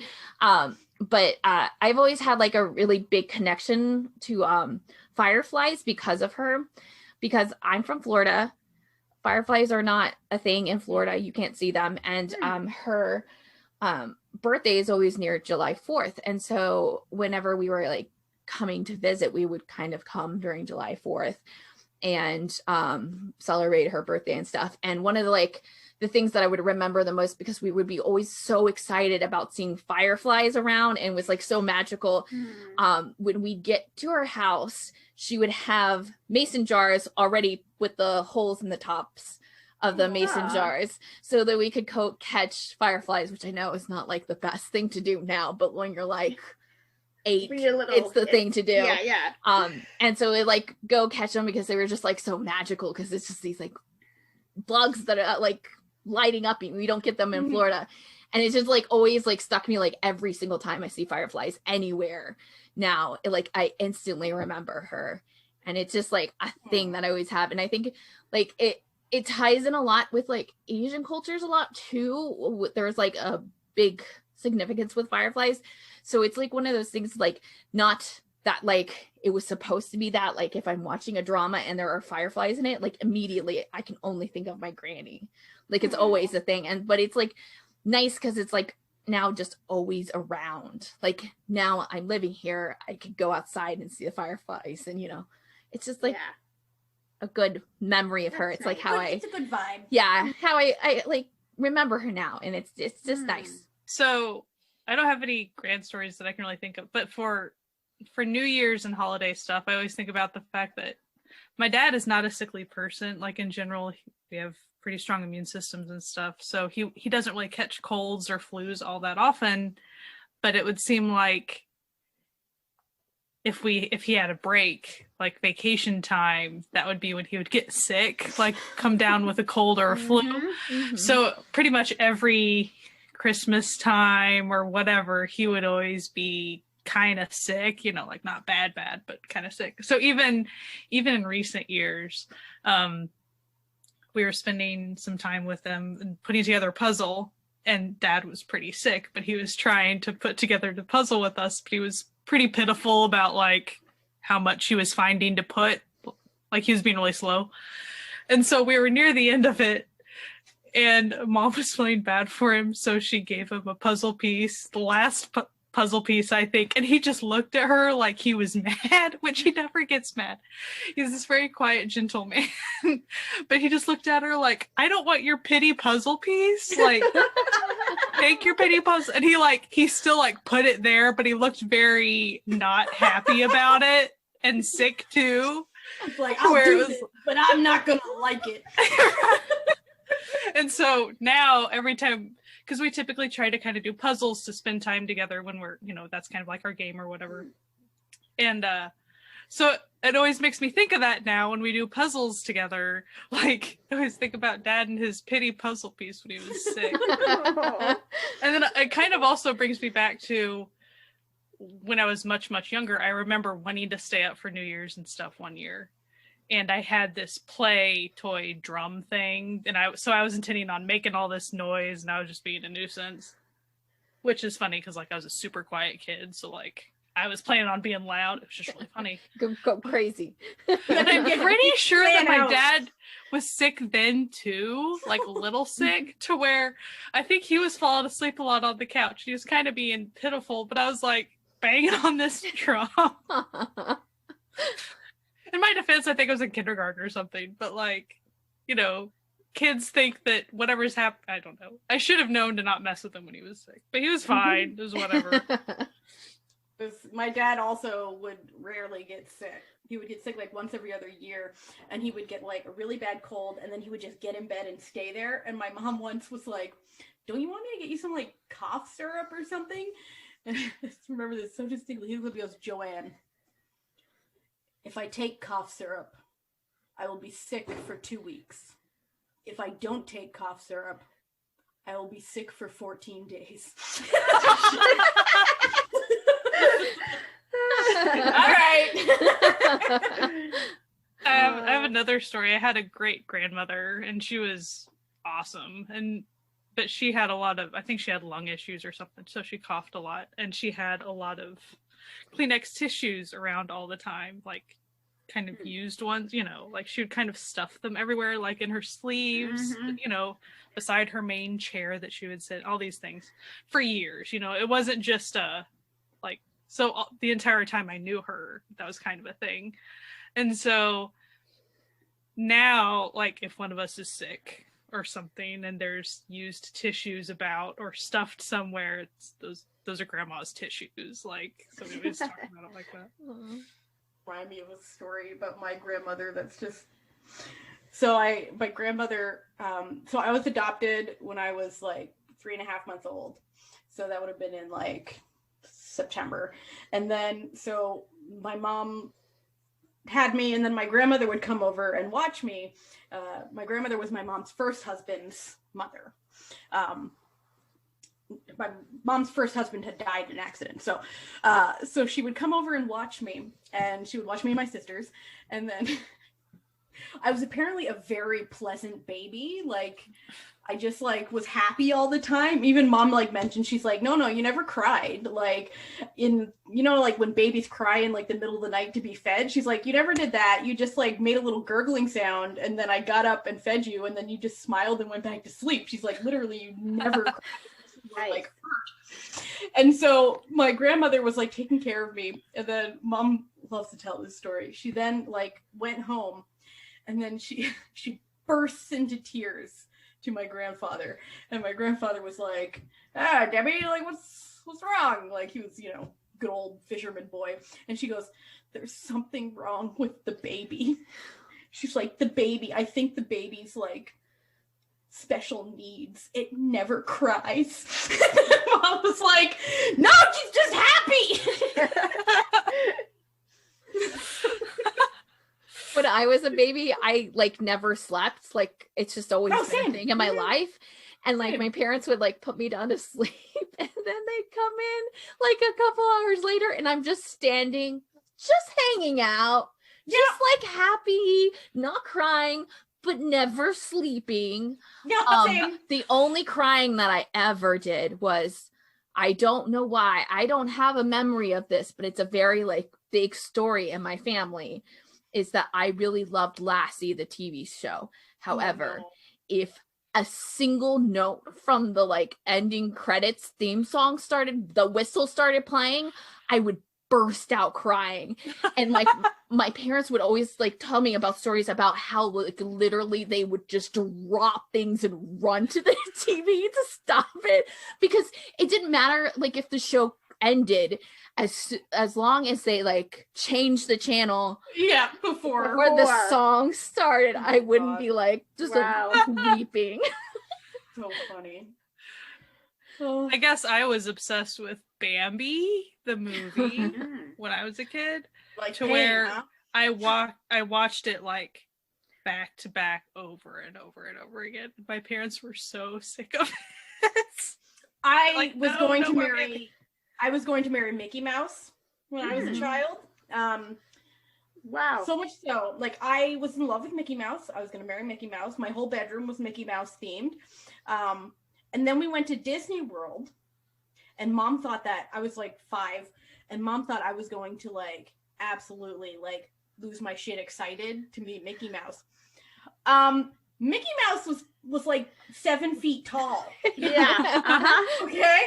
I freaked out. Like I was terrified of Mickey Mouse. I was like, no. So there's like these pictures of like Mom trying to get me to like pose with Mickey Mouse, and I'm like, so that ended that first. So like, mine. Did you come home and have to rip down all of your like room decor? I still had like the Mickey Mouse. Like Mom had like, this is actually a cute story. It was my 5th birthday.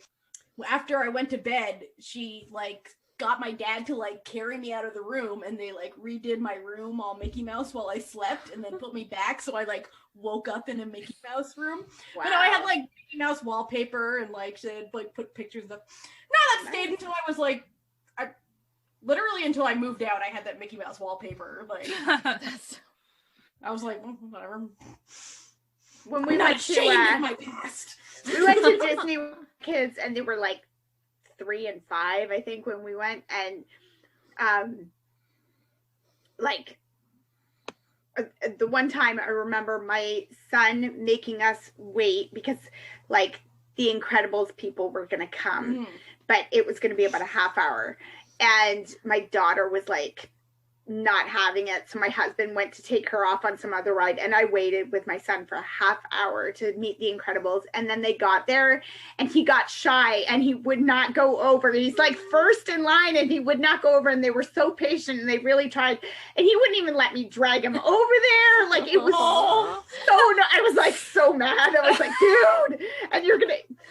But he was super obsessed with Peter Pan at the time, and we met Peter Pan, which was unusual. Like, somebody told me that like Peter Pan didn't come out all the time and stuff as a character or something. I don't know, but we happened to be there right at the right time, right when he was coming out, and it was like he got to meet Peter Pan. He was so excited, like, to meet Peter Pan. And and my kids, my mom, before we went, like, my mom was quite a seamstress, and she had sewn these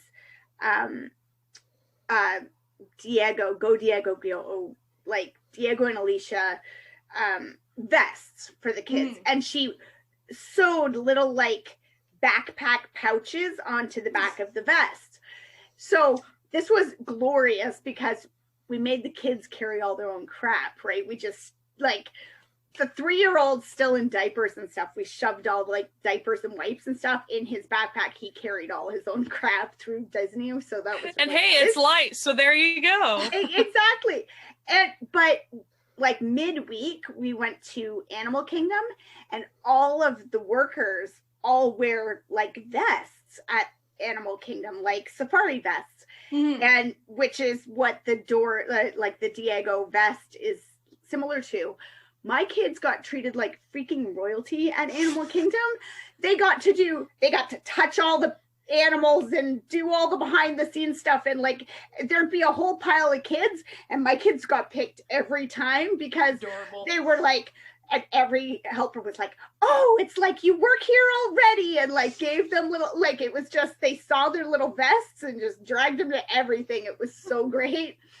So we came home and we're like, you remember to thank Nana for those vests, because like those vests were perfect. I have a funny grandma story at Walt Disney World. So the whole reason we went was she was into sweepstake stuff, and she happened to win a trip. Nice. She's a character to where my parents and I and her went, and I think I was in 4th grade, to where we were watching one of the little parade things in the middle of the summer in Florida. So hot.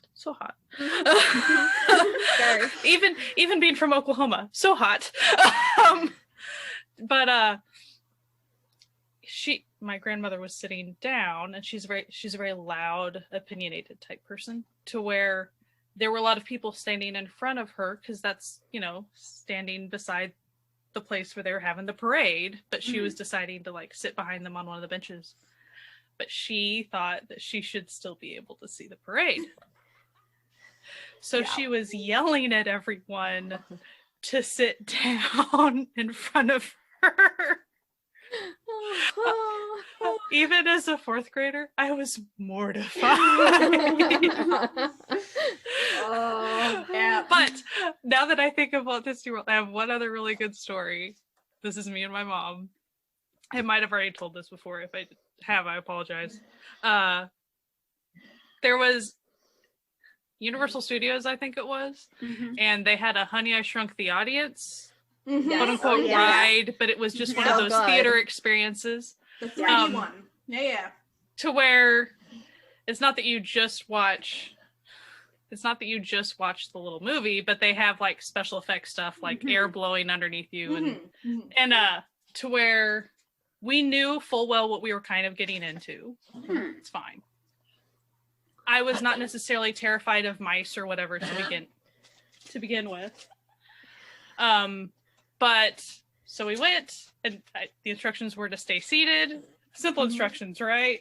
Like, I was not an easily startled kid before a 4th grader. It's fine.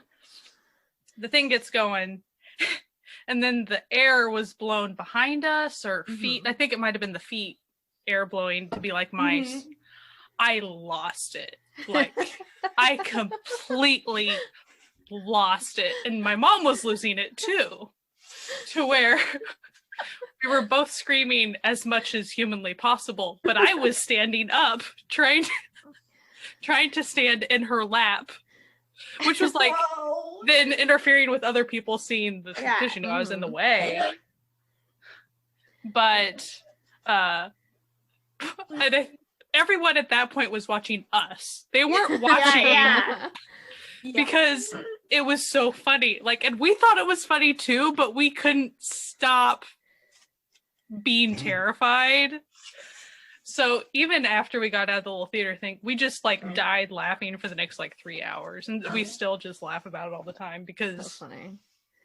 My mom is an easily startled person.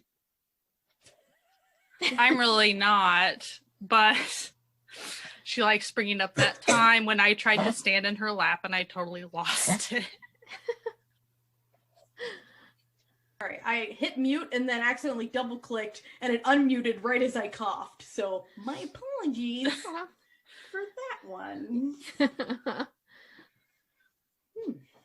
Man, I have so many like memories, like specific memories of like Disney and Universal Studios, but like they're very specific and they like pinpoint to like one thing, like the Alien ride, which is like that, but like it's the alien like gets out of the like it's like one of my favorite things in the entire world.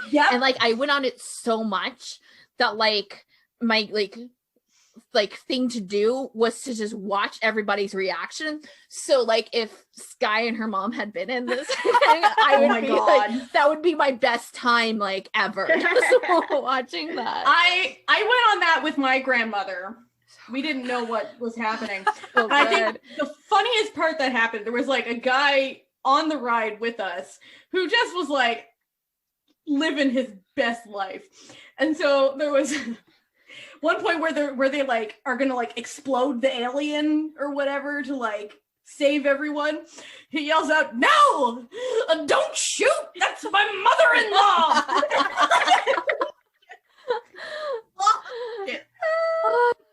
Lost such a good one because it does the like air on the back of your neck, and it also and like spits water because so the it's like entire place will go dark, and because it's like out and about, like it was so good. It was so much fun, like watching everyone.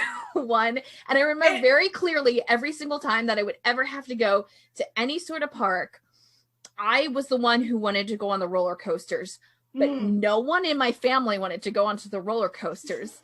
So my dad had to keep on going on all the roller coasters with me because I needed someone because I was too young. Yeah. So by default, dad would come. It was just like our thing. The sacrificial lamb. And I don't even know if he liked it or if he enjoyed it, but he put up with it. It was like, do you want to go on Tower of Terror? Absolutely. If we could go 3 times in a row, we would. Like, but you can't because it's like 2-hour lines. So you can do it. No, with my family is they all love rides, specifically roller coasters, except for me. I'm the only one who doesn't, which worked out great for all of them because then there's always someone to watch your shit. Yeah. So, I was like, I'm just gonna sample the best that these like, food stands have to offer, and see where it goes. So I believe Amanda has taken the time to look into our future for the year, for our New Year's horoscope reading as a final note to this episode. Take it away, Amanda. Part of the thing with Lunar New Year is that it's based on the lunar calendar, and then there's the Chinese Zodiac is associated with that, and it's a 12-year cycle. 12 different animals. There's a myth about how the Jade Emperor wanted to set a calendar or set things up, and the animals had to race to get to him. Whoever got to him first, that's the order they would be in. So we're coming out of Year of the Rat, which is the first on the list. It beats out the ox because that's how the rat got to the island. It rode the ox's back. The ox was like, hey, dude, gave him a ride. And then when they got to the island, the rat jumped off his head and was the first on the island. So sneaky. I like his enterprise. I like the enterprising spirit. Yeah. I listened with my kids to a cute little podcast, Stories podcast, did a little story about it, and it was enjoyable. It apparently part of the mythology is that cats and rats used to be best friends until the rat made it and the cat didn't. So jealousy. Thank you, fruits baskets. Oh, fruits baskets. Oh, I know all about that. One of my favorite mangas. So, so based on what year you're born in, different things happen. We found out that 3 of us are rabbits. So yeah. Within the Zodiac thing, I think you mentioned that somebody was like, oh, our podcast was, but I know I'm a fire rabbit. Yeah. So there's also the elements. So those things only happen it's every 60 years or whatever. So that's kind of like a generational thing, right? Yeah. Essentially. So we're moving into a metal ox year. So metal ox is busy and active with good interpersonal relations. That was actually one of the things I wondered about with last year being the Year of the Rat. I asked a friend of mine if Year of the Rat was considered a bad thing because she had her baby a week before the new year, before the Lunar New Year, and it was a scheduled induction. I mean, it was because she had twins and they just wanted to make sure that the babies were coming out on time. But I asked her, I was like, when I realized how close to New Year's it was, I was like, did you just not want to have a rat baby? And she was like, no, but my mom did mention it. She's like, they have mentioned as a rat on this podcast, I'm offended. Well. So Jessie's the only, she's a rat, and the 3 of us are rabbits. But Natalia and Sky are fire rabbits, and I'm a wood rabbit, and Jessie is a wood rat. So like there's connections all around. Mm-hmm. So yeah, so metal ox, busy and active, good interpersonal relations. An ox year is known for stability and nourishment, which sounds really good after the chaos we've just gone through. Okay. Where, Go on. I'm okay with this. So oxes are known for honesty, dependability, having an importance to family. You know, so these are all delightful things that I you know, would look forward to. We just for funsies looked up the podcast, you know, being 3 years old, and what would it be? Our podcast is a dog. I can't remember. It was an earth dog, wasn't it? It was an earth dog, yes. So the podcast is an earth dog. Apparently, our 2021 forecast is that we are likely to distinguish ourselves with outstanding performances. So, all right, podcast. Look forward to it, listeners. Okay. So, very specifically for 2018, dog year babies. I mean, they're toddlers, so. You know, there was a lot of stuff about how they could get sick and they might have diarrhea. Like, apparently it's, you know, things that don't really apply. To a podcast. You know. We hope. We hope. But that language development is important and that they should express their feelings in words, which feels very on board for a podcast. You know, so what I got from that is that in 2021, we should all eat well and that we should use our words wisely and maybe do some language learning. Maybe we should pick those apps back up and, you know, give that a go. Apparently 2021 is not a good year for dogs to get married, but since the podcast is only 3, we're putting our foot down. We've decided it will not get married this year. So that's however, we are still open to potential partnerships. Yeah. Of a monetary type, you know, for anyone out there listening. Hey. We can be persuaded. You know. So the fortune for a 2018 Earth dog is that they're persistent, meticulously attentive. They have good fortune and wealth. As we said, we are open to sponsorship, monetary sort of deals. We're okay with that partnership. Yeah. A 2018 Earth dog's lucky number is 4, and there are 4 of us. Whoa. So, and once a dog accepts a friend, they will be very loyal to their friends and always be supportive because dogs are loyal friends. And you know what? I think that has to say about us and our loyalty to you, the listeners. Yeah. Thank you for being part of our sound family. So, and also just in the compatibility, a dog has perfect compatibility with rabbits and a complementary compatibility with rats. So, like, it just all works. It all works all around. We're just, you know, yeah. Right, enough about the podcast. Let's get on this personal stuff. We want to know what we're all right. Well, let's see. For a wood rabbit, wealth and fortune is looking very good for me this year, apparently. However, I'm not supposed to spend money lavishly.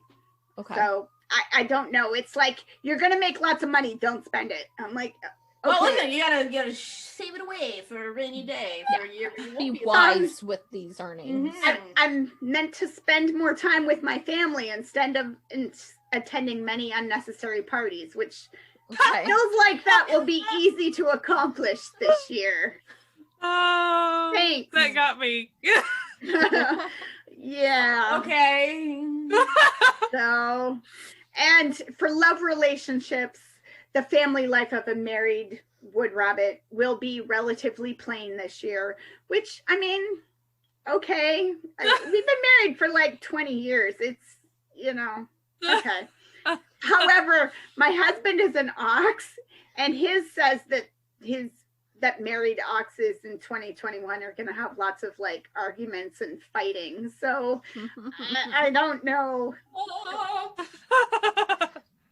And based on the rabbit fortune prediction for 2021, rabbits, this applies to all three of us, are more likely to get sick due to our low immunity. So that doesn't seem super good in a pandemic, but Listen, we've been new. As someone who is just off of their third flu in 2 months, I feel you, okay? It's a continuation of what's already going down.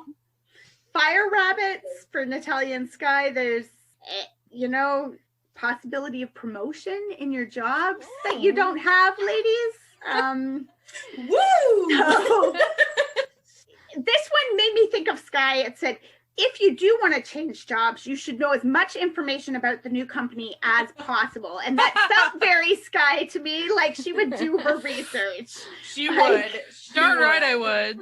So, and for married ones, there will be some conflicts in family life, and you may have some disputes over the education of your children and the support of your elderly. So you might, your fur babies, I don't know, maybe you've got some differences of opinion over the way that you will take over the care tricks of your, you want to like teach them. I don't know, like, will you teach them to raise their left paw or the right paw? I don't know.